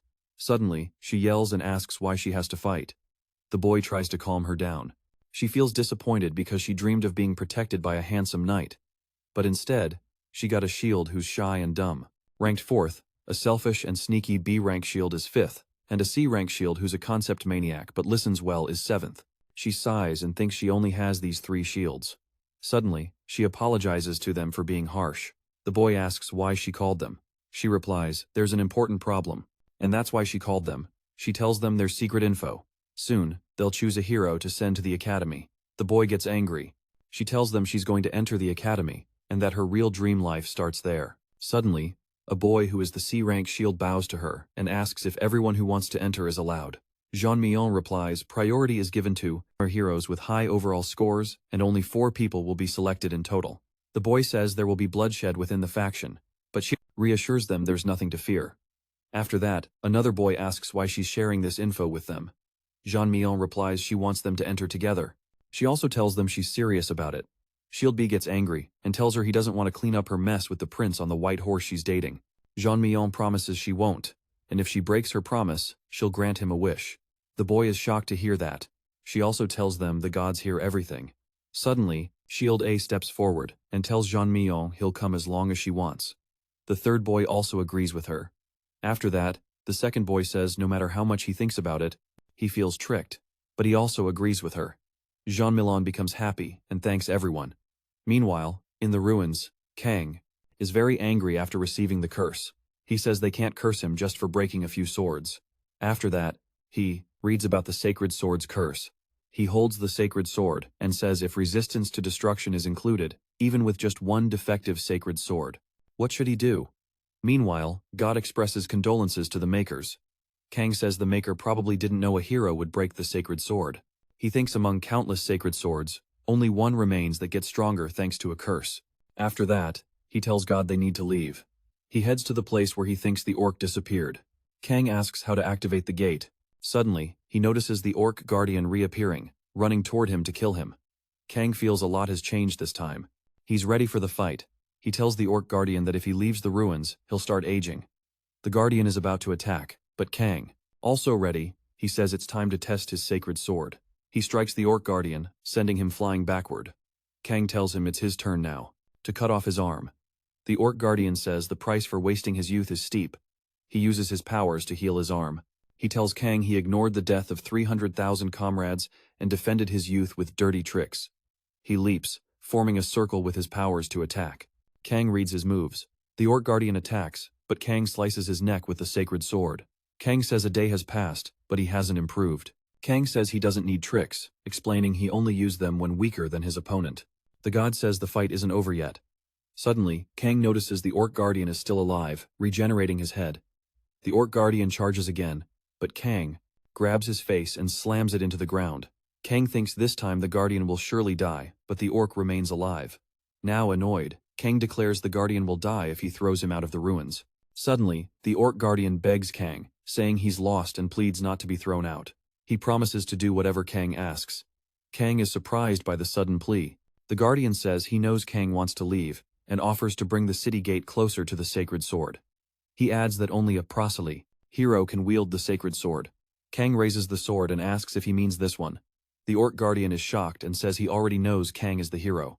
Kang checks the guardian's status window and sees he's level 8 and also carries the hero's curse. Kang is shocked to discover this. The orc guardian explains this usually happens when someone kills a hero. Kang then asks about Erwin's curse. The orc guardian explains it's like a quest. If he's in the ruins, he becomes immortal. He also reveals he's the last powerful opponent to test new heroes. Kang responds that means he's not a guardian for humans. The orc guardian clarifies he never claimed to be the guardian of humans, but rather the guardian of orcs, protecting his species' home. Kang tells him that despite that, he's still lost. The orc guardian starts crying. Kang comments that even the demon he knows has weak tear glands, but the orc guardian is still a challenge. The orc guardian asks Kang if he's leaving. Kang replies he said he wouldn't let him leave. The orc guardian tells Kang it'd be best if he left immediately. Kang also wants to leave this place as soon as possible, but struggles to trust the orc. After thinking, Kang tells the guardian to send the humans back. The orc guardian agrees and says the city shouldn't be known to humans, but admits he can't refuse Kang's request. Kang encourages the humans as they prepare to leave. Everyone stays silent, and some humans support Kang on their way. The gate appears, and Kang feels a familiar sensation, comparing it to when the goddess sent him back. He starts worrying he might be in danger again. Kang asks the orc guardian if he should come back here and what to do next. The orc guardian replies that if Kang talks to the sacred sword, it will hear him. Kang finds the orc unreliable, but the god assures him it's safe. The god insists again that it's secure, and Kang says he trusts her. Kang enters the gate, and they all pass through. Kang finds the new place strange. He reopens the gate and sends the humans back to the city. Then he tells the god she said this was a safe place. Looking around, he notices clothes on the bed, and remarks that a noble woman with a sacred sword might have lived here. He observes the sacred sword displayed as decoration on the wall. This makes him realize the owner of this room isn't ordinary. The goddess tells him again it's a safe place. But Kang gets annoyed. He replies that means danger will probably come later. The goddess confirms his suspicion. Kang says they need to leave this place quickly. Suddenly, he notices something's off. He sees his bag in the room and wonders why it's there. At the hunter village, Princess Athena is teaching her students. She tells them the village has recently been in chaos, due to numerous incidents. So they have to be careful not to disturb the locals. The heroes seem curious about her words. Princess Athena warns them to be cautious and not to bother the saint. Meanwhile, a villager escorts the saint to the site of an incident. The saint surveys the area and comments that it looks like it's been cleaned up. The man suddenly bows and apologizes to her. The saint explains she came here because she heard about a mysterious massacre. She then asks the man if it's true that the former celebrity was imprisoned here. The man confirms it and the saint asks if he knows the value of the former celebrity. The man looks confused, and the saint reassures him that it's okay whether he knows or not. She explains that the former celebrity is the Flame Guardian. Despite being weak in direct combat, the animals she raises are insanely strong, especially the phoenix, which earned her the title of Flame Guardian. The saint continues, saying that disturbing the peace and harmony between humans and fairies is unacceptable, and starting a war is unforgivable. However, since the person responsible has forgiven the matter, she won't get more involved. The man thanks her deeply. The saint then asks about the person responsible. The man describes someone with short black hair, similar to the heroes who visited today. Shocked, the saint asks the hero's name, but the man cries and admits he doesn't know more. The saint concludes they must now focus on the hero's visit to the village. Her assistant notices the saint is worried, thinking about Kang. The saint admits she wonders how Kang survived, but knows it has to be him. She says no matter how many blessings he has, it should have been impossible for him to defeat level 1 gnolls. She compares him to her heroes, noting that even at their best, those heroes couldn't handle 2 level 1 gnolls. She marvels at how Kang, alone, pulled off that feat. The saint wonders which god blessed him, since all the gods are currently at the temple. Her assistant suggests that if the spirit and the owner of the bag are the same person, that confirms the connection. The saint replies she can still control the heroes, so everything's fine. She considers it dangerous to bring the heroes to the ruins but decides she won't be caught immediately. She adds that whoever knows Kang's name is dead, and she has solid proof. The assistant then mentions the leak about the tournament. The saint says she's already aware, and is just pretending not to be. She says managing the data is everyone's responsibility. Changing the subject, the saint mentions that the hero Young Moon doesn't seem eager to improve. She smiles and says she doesn't know why Young Moon wants to go to the academy but promises to do her best to prepare her for the tournament. Elsewhere, rain starts falling and the students begin to get annoyed. Choi observes the situation and notes it feels too relaxed, like everyone's on a picnic. He sees no reason to worry about the tournament. Suddenly, Tukyul spots someone standing in the dark. Alarmed, he tells the other heroes to call Princess Athena, suspecting the gnolls might appear. He instantly realizes the person in the dark is hero Han-woo, who looks slightly injured. Tukyul approaches him and notices he looks like a disaster. Han-woo, shocked to see them there, tells Choi his injury is a victory medal. Surprised, Choi asks for details. Han-woo explains it's a symbol of success from a real battle, something unthinkable for others. Han-woo challenges Choi to a duel if he doesn't believe him. Choi accepts, saying he'll show Han-woo the difference in their skills. He draws his sword, confident in his abilities. Han-woo, though knowing Choi is a higher level and blessed with magic, uses his vengeance blessing and decides not to lose the fight. As the battle between Han-woo and Choi is about to start, Arya steps between them, urging them to stop. She admits she can't fully prevent the fight but reminds Choi that Han-woo is injured and it wouldn't be a fair fight. Han-woo is surprised to see Arya intervene, but Choi agrees, saying he doesn't want excuses later and that it must be a fair fight. Suddenly, the saint arrives. Her presence draws attention. She scolds Han-woo for causing trouble outside the temple and offers to heal him to ensure fairness in the fight. She then turns to Choi, urging him to finish this quickly. Choi, confident and ready, taunts Han-woo, claiming that now everyone will see the skills he's honed in real battles. Han-woo, lost in thought, recalls the promise he made after witnessing Park Han-young's betrayal and the sorrow of the women taken away. He swore to become stronger and never let his guard down again. As Han-woo prepares, his status window suddenly updates. He notices he's received the Vengeance Blessing, a unique skill that boosts him against stronger enemies marked for revenge. He briefly thinks of his targets, Park An-young and Choi Gangman. Fueled by determination, Han-woo steps forward, declaring himself the protagonist of this world. However, his confidence wavers momentarily when a seemingly simple slime outsmarts and defeats him, showing a level far beyond his own. His status window updates again, revealing a strange curse limiting his growth. Puzzled, Han-woo wonders how the curse fall on him and why Arya, who should have known, never warned him. Accepting the situation as the protagonist's fate, Han-woo decides to fight. As the battle begins, he throws a fireball at Choi, who easily counters it with superior speed and agility. Thanks to his speed blessing, their powers clash, putting on a show for the spectators. Choi acknowledges Han-woo's improvement over the past few days but warns his magic is still lacking. Han-woo, determined to prove himself, gathers energy and prepares a massive fireball. Choi dismisses it as a weak attack and dodges effortlessly. However, as the fireball explodes, a half-blast more powerful all his agility. He mockingly tells Han-woo that landing a single hit doesn't guarantee victory. Han-woo, frustrated but resolved, retorts that the fight isn't over yet. As the battle intensifies, Choi's blade begins to glow, signaling an ultimate attack. At the same time, Han-woo charges another huge fireball, pushing his limits. Just as their final attacks collide, a massive explosion erupts, engulfing both fighters in its blast. When the dust settles, Han-woo and Choi lie on the ground, visibly shaken and wounded. The saint, watching the chaos, orders her assistant to clear the area immediately. Though the fight ends without a clear winner, it leaves everyone in awe of the power and determination shown by both fighters. Nag finds himself in a perilous situation and wonders why the Green Guardian would send him to such a dangerous place. Suddenly, Kog'Maw appears, surprising King. Kog'Maw casually mentions he had planned to leave the day before but missed the chance due to the unexpected arrival of someone he absolutely had to avoid. When King asks if it was the saint who showed up, Kog'Maw grimly replies that if the saint had come, he'd already be dead. Instead, he reveals the arrival was none other than Prince Alsace, the first heir to the Swordmaster's realm throne and one of the kingdom's top 3 knights. He explains that Prince Alsace belongs to the second generation of powerful beings, recalling the early days of the Night King, a legendary monster queen. As King changes clothes, Kog'Maw continues to warn him.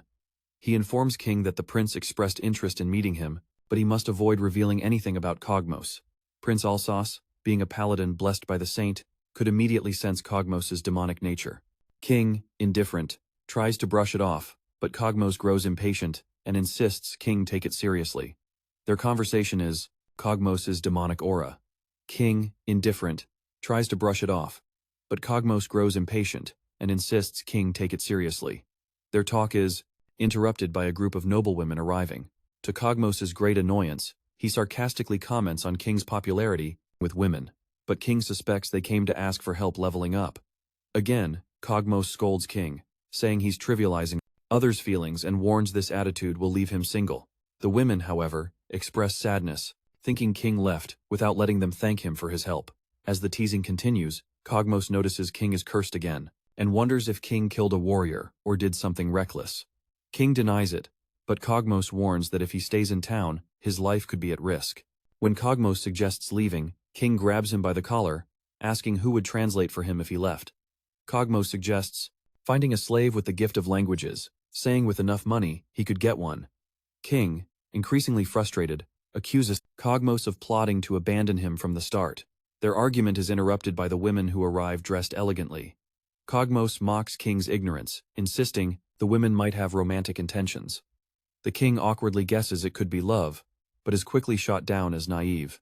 When the women suggest going out, the King reluctantly agrees, and Kog'Maw joins them, thinking it safer to stay close to the King. While Prince Alsace is in town, the group roams the city, and the women, dressed in Kang's noble attire, make him uncomfortable.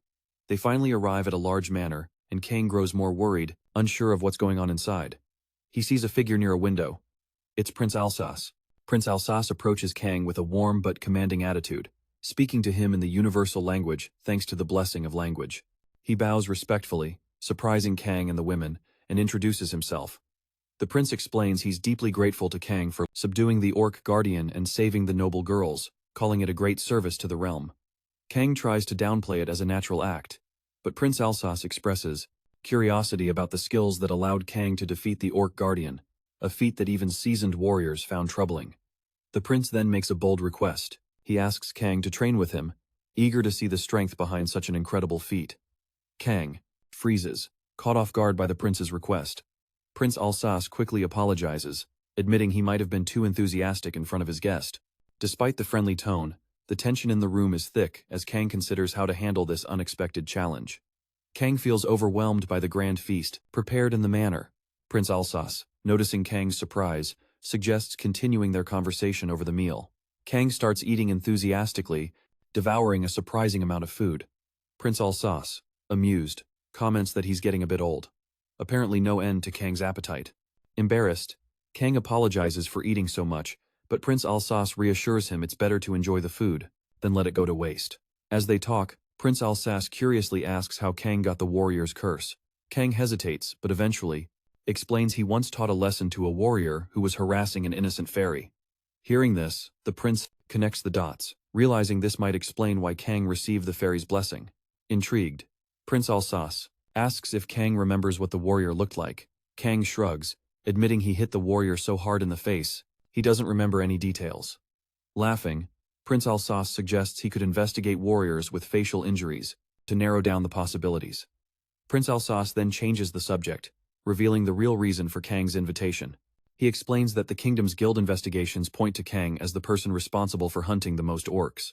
Recently, in the army, Kang asks if he did something wrong, but Prince Alsace quickly reassures him that Kang solved a major problem for the realm. He explains that the orcs of the plains mysteriously disappeared as if by magic, and Kang's actions greatly benefited the kingdom. Prince Alsace admits he might have overdone it hunting orcs, but didn't expect such an impact. He congratulates Kang, saying he looks forward to learning more about him. Later that evening, as he leaves the manor, Prince Alsace admits his curiosity about Kang has grown. Although he initially planned to end their meeting with a simple thanks for saving the noble ladies, he now wants to understand Kang's abilities firsthand. He proposes a friendly duel. Kang reluctantly agrees, thinking it'll be a quick exchange.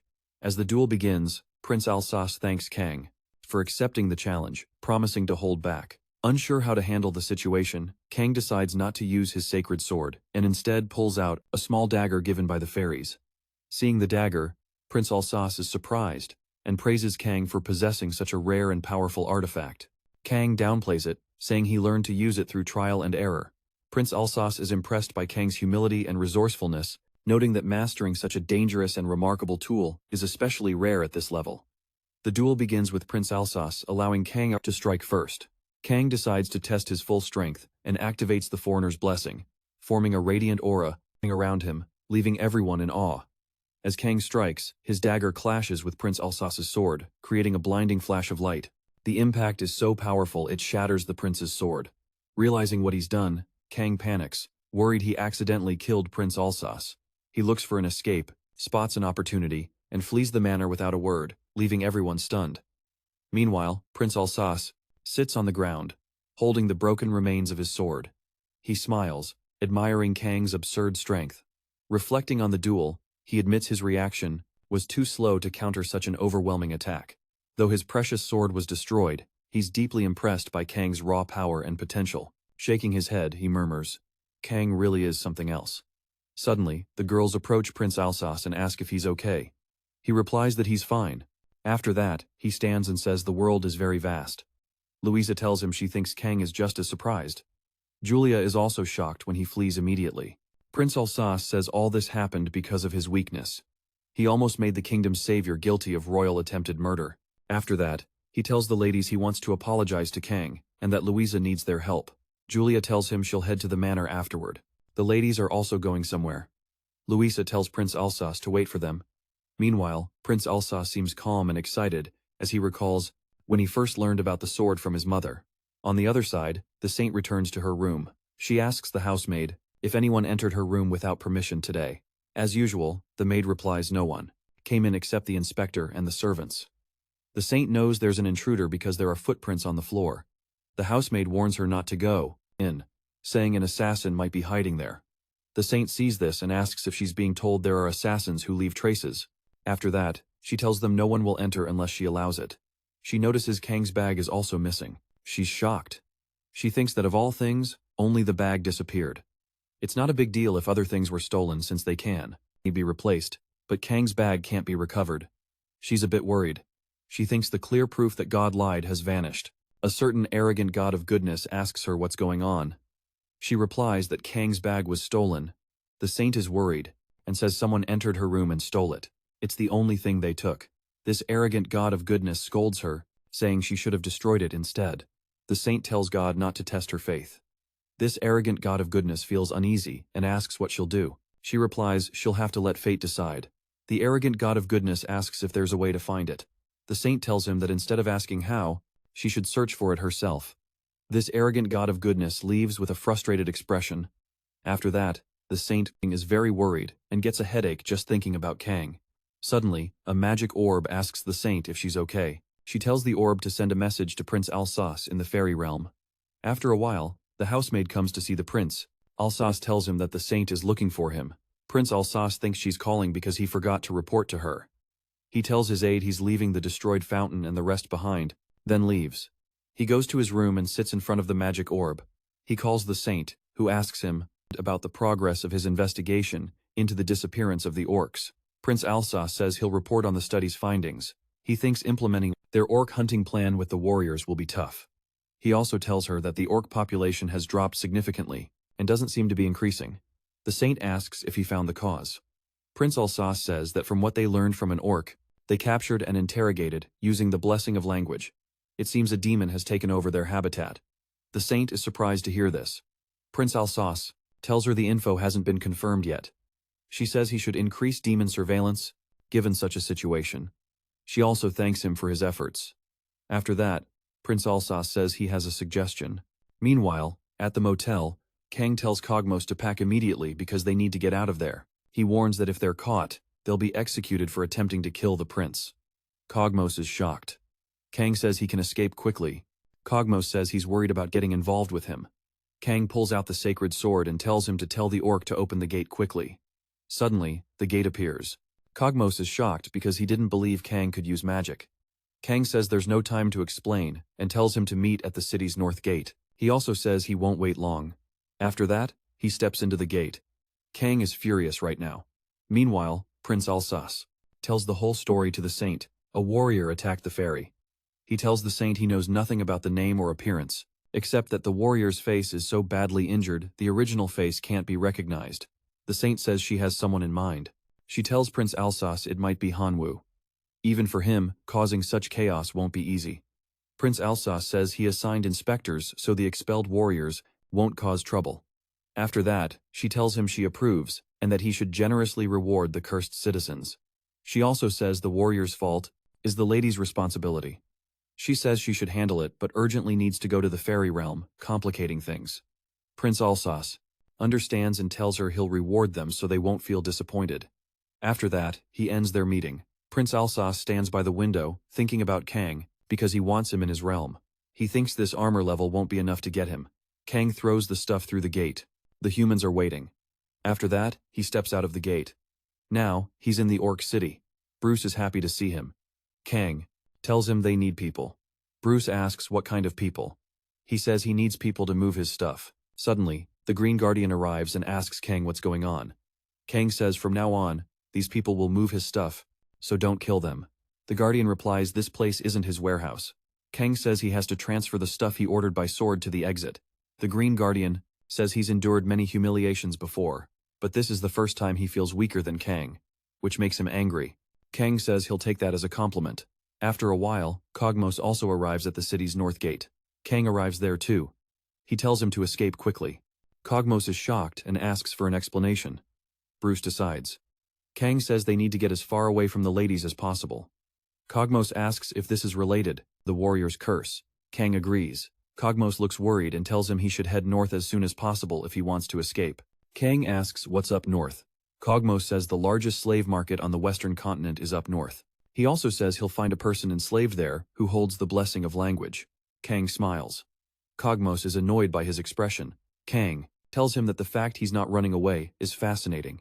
Cogmos gets angry and says he's the one who took all his stuff. Suddenly, Kang grabs Cogmos and starts running. After some time in the jungle, Cogmos is hungry. He wants to eat something. Then, Kang says something to the sacred sword and pulls food from the gate. Cogmos is shocked to see this. He eats the food.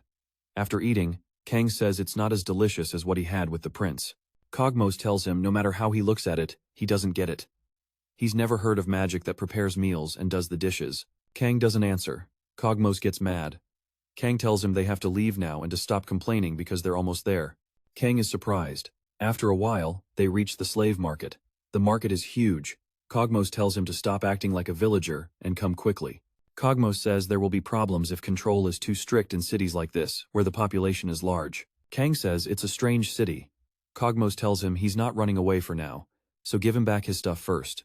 Kang says he can't leave until they find a servant with the blessing of language, and Cogmos agrees with him. After that, Kang tells the sacred sword to send him the old brown bag in the back.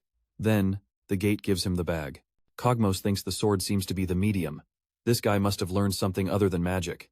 He thinks the sacred sword is a magic sword. He tells Kang to give him the blades because he wants to check out the sword. He holds the sword and says there doesn't seem to be any dimensional spell on it. On the outside, it just looks like an ordinary iron sword. Suddenly, Cogmos is shocked by the sword and realizes it's the sacred sword. Kang tells him he didn't know anti-theft was installed in it. Cogmos gets mad at him and says he can't give the sacred sword to a demon. He says he should have known when he handed it over so quickly. After that, he asks Kang how he can hold the sacred sword. Kang replies it's a defective product. Cogmos tells him the weapon is a defective product, just like its owner. Kang gets angry after hearing that. After wandering the slave market, Kang asks if he's okay because he looks tired. Kogmos tells him he can't be okay in front of a sacred sword. Meanwhile, a demon served the sewers. The slave market owners sell their slaves. Suddenly, Kang says that was a Kogmos. He doesn't understand. Kang tells him he imagined the slave owner, a person abusing the slave, and a justice man saving the slave. Kogmos means he's talking nonsense, and has no big expectations from someone like him who almost assassinated the prince. He tells him to think normally at least. Suddenly, Kang sees the man burning his slave. Kang asks Kogmos what's happening.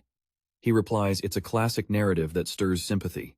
He also says after such a performance, weak spirits are inspired to buy servants.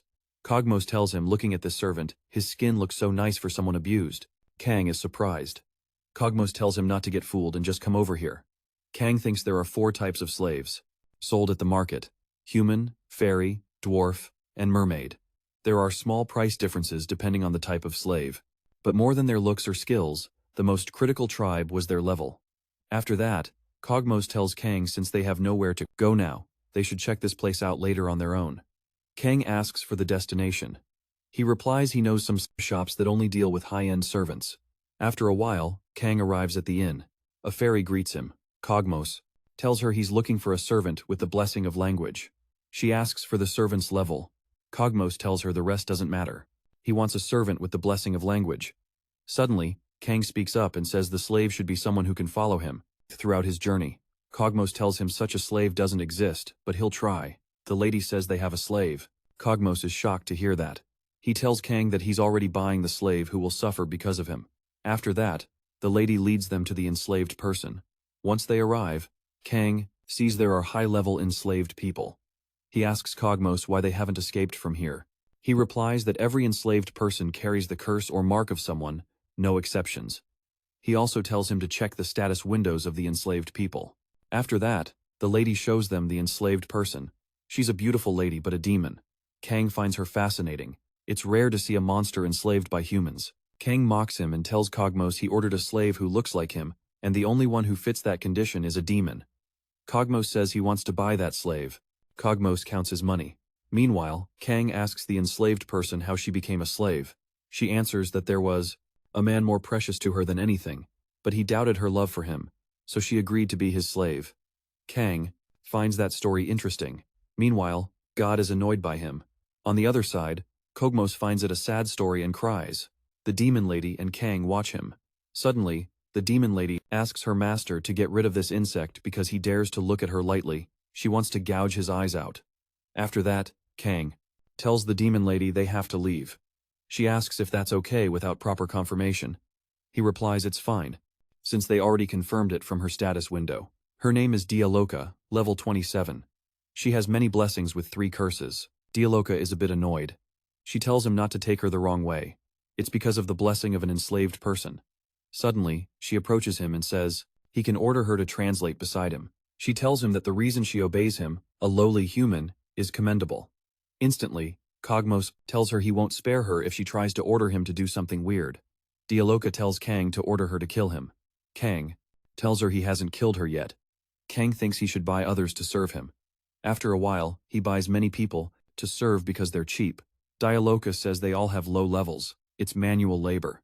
After that, Kang creates the portal and tells his slaves to enter one by one. Suddenly, Kogmos approaches him and says he wants to tell him something. He tells Kang he changed his mind and will accompany him from now on. Suddenly, an arrow hits Kogmos' head and he falls. Kang is shocked. Dialoka tells him she wanted to do it but someone else seems to have beaten her to it. Kang says getting attacked in broad daylight makes this world fascinating. Meanwhile, someone is shooting arrows at them, scaring everyone. Kang finds it annoying, realizing people will gather at the scene. Dialoka tells him they're slave thieves and explains a rumor spread about a level 1 guard buying many slaves. The guards arrive too. Dialoka asks Kang if she should kill them. He tells her it doesn't matter since she's enslaved, but he stresses that her being a demon must not be discovered. He suggests they leave quickly. After a while, they're in the jungle. Kang takes Kogmos aside and tells him to pull himself together, reminding him he can't afford to be weak. Kogmos admits he's never been this close to being assassinated and that he let his guard down. Dialoka comments that means he's lived defenseless all this time, relying only on his healing power, and calls him weak. Kogmos gets angry. Kang notices bloodstains nearby and suddenly sees Dialoka preparing to attack him. Kang grabs her hand, telling her. She thinks he's straightforward. He uses his nullification power and cuts off her hand. Dialoka is shocked and asks if he's a level 1 player. Kang simply asks, "What if I'm not?" and adds that it seems she underestimated him, just like Cogmos. She rushes to attack him, calling him a human, but Kang is ready. He tells her he'll now show her the powers of his absolute master. He jumps and strikes her repeatedly. Dialoka smiles even after being beaten, telling him it seems he let his guard down. She counters and hits Kang.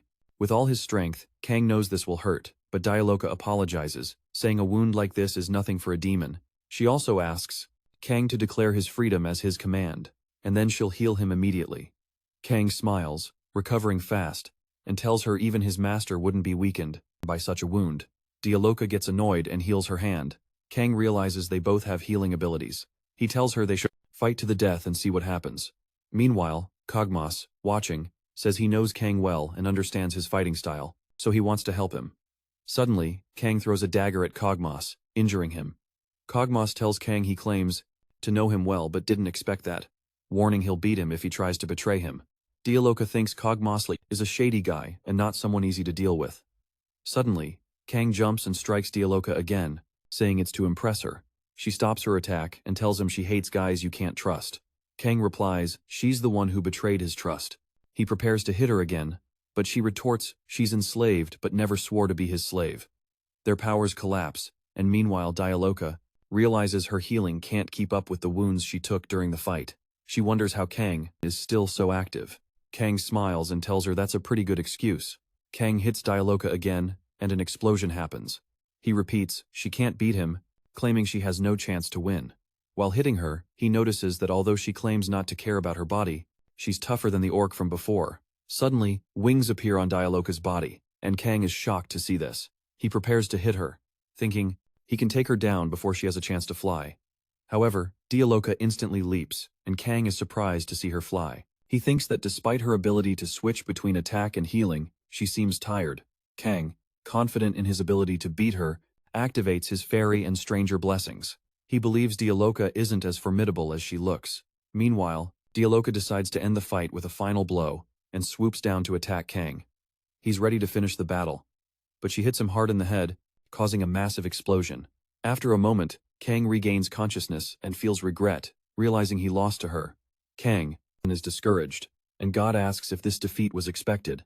Kang tells him it was an irresistible force he couldn't counter. Dialoka then appears, asking if Kang is okay, and suggesting he get some new clothes. Kang wonders why he should get new clothes, but Cogmos steps in, offering to find clothes that fit him better. Dialoka hits Cogmos, reminding him it's the master's responsibility to provide food, clothes, and shelter for their slaves. Kang watches as she pulls clothes from the portal. Dialoka wears the new dress and admits she lost, noting she couldn't overwhelm Kang. She also worries about what would happen if her slave status property was transferred to Cogmos. Exhausted, she approaches Kang, telling him he intentionally lost, which leaves her unsatisfied. Kang tells her to accept she lost and that she'll obey Ali. Dialoka, with some disdain, admits Kang is an inferior creature and her owner, but warns it's a humiliation and shame she'll carry for the rest of her life. Cogmos then warns Kang he'll kill him if he makes ridiculous demands about Dialoka. Dialoka stops him, telling him if he forgets, she won't mind. Meanwhile, God comments on how desperate and unhinged Cogmos is. Dialoka then holds Kang's face and asks what she's trying to do. To his surprise, she hugs him, explaining she's tired because of him and will leave the rest of the work to him. She soon faints, and Kang is left puzzled. On the other side, Prince Ali talks with the Saint at the manor. The Saint informs him the orcs on the plains have been wiped out, and another lady mentions the gnoll numbers have drastically dropped in the forest, just like the orcs. This time, while holding a slime, the lady asks the Saint if she came looking for her because of this problem, but the Saint replies that she's not here for that. Meanwhile, Celebes wonders how Kang is doing. The Saint listens as Celebes tells her she wants to find the stolen items and the culprit. The Saint says she wants that too. Celebes informs her she won't see the culprit. She places her hand on the slime and tells the Saint she'll try to get this friend's cooperation. The Saint apologizes for the question and then asks if this friend has such a skill. Celebes assures the Saint not to worry, saying Melling is a special slime. She explains this friend isn't dumb like other slimes, but it's Melling. The Saint says she can't understand a word she's saying. Celebes replies she'll understand once she sees Melling's power. Celebes asks the saint where the clues to find the culprit are. The saint replies they're currently at the crime scene. She also asks her to find the thief who broke into her room. Han-woo is shocked to hear this. After that, he tells Melling to reveal the intruder's identity. Melling smiles. The saint asks Celebes what Melling is saying, thinking she doesn't want to interpret it through the language blessing. Suddenly, Celebes speaks up and tells the saint that, according to Melling's explanation, the intruder escaped using the sacred sword hanging on the wall. The saint now realizes this is the worst-case scenario because the warrior is the culprit. She looks worried. She tells Celebes it seems she's already guessed the culprit and thanks her for the help. She asks if there's anything she can do to help as well. Celebes tells her she plans to join a magic institute this time, and it would be great if the saint could help then. The saint is surprised, and says it seems she's going to take on a teaching role at the magic institute. Celebes confirms she's right. She explains that during the last incident, her level was lower than the soldiers, so she couldn't do anything. She then tried leveling up by hunting but realized it didn't suit her, nature and her reluctance toward wars. Despite thousands of years as a member of the fairy realm, she's only level 12. If she gets the title of professor, she can gain experience without fighting, which is the best choice for her. The saint says she understands and will do her best. On the other side of town, Han-woo looks happy. He says that despite the level gap, he's going to completely wreck Choi Gangmin. Next time they meet, some god will be impressed. He feels even happier because the god complimented him. After that, a master merchant arrives with items and tells Han-woo he brought the things he ordered. Han-woo is shocked to see the items. The master merchant says it's just a token of thanks for someone who's going to save the world. Han-woo replies he still thinks it's too much for him. After that, he says to the master merchant that he wants to ask something. He asks if there's a dungeon nearby that no one has conquered yet. The master merchant replies, "There's no dungeon nearby." Han-woo thinks they just haven't found it yet. It makes no sense that dungeons don't exist while warriors keep leveling up. Suddenly, he notices a crowd gathering a short distance away. People are saying goodbye to someone. Han-woo also goes too. Suddenly, he's shocked to see the person. It's Celebes. Han-woo finds her unbelievably pretty. He knows nothing about her. Meanwhile, Celebes apologizes for causing a scene. She says she didn't come here for revenge, so there's no need to worry. At the same time, Anoa is curious why she's here. After that, another person, the new mayor, arrives. Celebes asks him if the basement is still the same. The mayor shows her the way to the basement. Meanwhile, Han-woo watches them and thinks this must be the heroine's event. Suddenly, Celebes notices him. Han-woo smiles and asks if she has something to say to him. She replies she doesn't see the point in asking questions. After that, he suddenly asks if she's been married. She replies she planned to marry but stopped. Her knight also stopped her. She's a bit annoyed and tells the mothers to leave. Han-woo, she realizes she's had incidents she can't explain. As the protagonist, he thinks he should help her after that. He goes somewhere and says there's no need to rush since there's a lot he doesn't know about her. So, he should do some research first. At night, in the temple, Prince Alsus talks with the heroes. He tells them that, as they might already know, the warrior's goal is to subdue the Demon King. To do that, they must first mobilize all methods and means. He tells them this tournament is the same. After that, they show Group Zero the plan. They say they've left many orcs free in the area marked by red lines. The mission of this tournament is to hunt an orc and check the tag on its ankle. The heroes are curious about the mission. Prince Alsus raises his hand and tells them that, no matter the method, the winner is the one who brings back the most tags. He tells them the grand prize this time is the warrior's sacred sword, which is one of a kind. Meanwhile, Choi is hyped to win this tournament to beat Han-woo. On the other side, Han-woo analyzes his status window in the city. He thinks it would have been nice if there were save points. He says he can't get into the academy because he doesn't have the warrior rank. He remembers the earlier conversation with the knights. One knight tells another they're assigned as escorts there. His companions tell him warriors are admitted to the magic academy. The knight tells his companions that even the old fairy will work as a teacher. Han-woo imagines his future, where he gives a love letter to Celebes. One day, she'll come to tell him it's inappropriate for the teacher-student relationship. He'll reply that he doesn't care about trivial stuff, and they'll kiss. Currently, Han-woo decides he can become a warrior again, and that he'll also go to the magic academy. Everyone is shocked to see Han-woo at the temple that night. Prince Alsus asks why he's here. Han-woo tells him he'll participate in the tournament too. Prince Alsus says someone who's not a warrior can't join. Han-woo replies he'll become a warrior again, since his skill level should be enough. Choi Gangmin is mad to see him there. Meanwhile, Prince Alsus notices him too. After that, Prince Alsus tells Han-woo He heard the news that he was considered equal to warrior Choi Gangman, but he can't help being suspicious of his personality. He also asks if he forgot the incident with the fairy. Han-woo is shocked to hear that and says it was a misunderstanding, since he really tried to help her. Prince Alsus gets angry and asks how he can tell such a blatant lie. Suddenly, he notices the saint is also present. Prince Alsus is curious about her since he doesn't know her intentions. Suddenly, he tells Han-woo he understands him. He says he can enter the tournament on the condition that he returns the money he got by giving up the warrior rank, and he'll recognize his comeback. Han-woo replies he used it all to train but will pay it back soon, so he shouldn't worry. Prince Alsus tells him it's too early to celebrate. He says he wants to see how much he's grown after leaving the temple and will confirm it himself. The heroes are shocked to see this. Han-woo tells Prince Alsus he'll be surprised. He uses his magic blessing and throws a fireball at Prince Alsus, but he gets beaten by the prince. He crashes into the temple wall. After that, the prince tells the heroes this is the final confirmation. Those who want to join the tournament should raise their hand.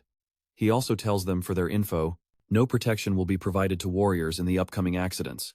The heroes are shocked and a bit scared hearing this. After that, some students raise their hands to join the tournament. Prince Alsus tells them warriors hesitating to join shouldn't regret it later and should give their answer now. Suddenly, the saint interrupts and says that's enough since they must respect the warriors' decisions. She tells the warriors who don't join the tournament to return to their dorms and pack their bags. The warriors are surprised to hear this. They don't understand what she means. The saint tells them they plan to heavily sponsor warriors with courage and determination. Everything that's part of the selection. Suddenly, all the warriors raise their hands. The saint smiles and says a true warrior must have real courage. A warrior who only seeks profit is no different from a mercenary. Suddenly, one of the warriors says the winner has already been chosen. He adds that it's not that he lacks courage or determination. The saint replies they don't need warriors who face reality but avoid fights. After that, the saint tells them those standing or here have passed the first round of the tournament. She wishes them God's blessing for the next round.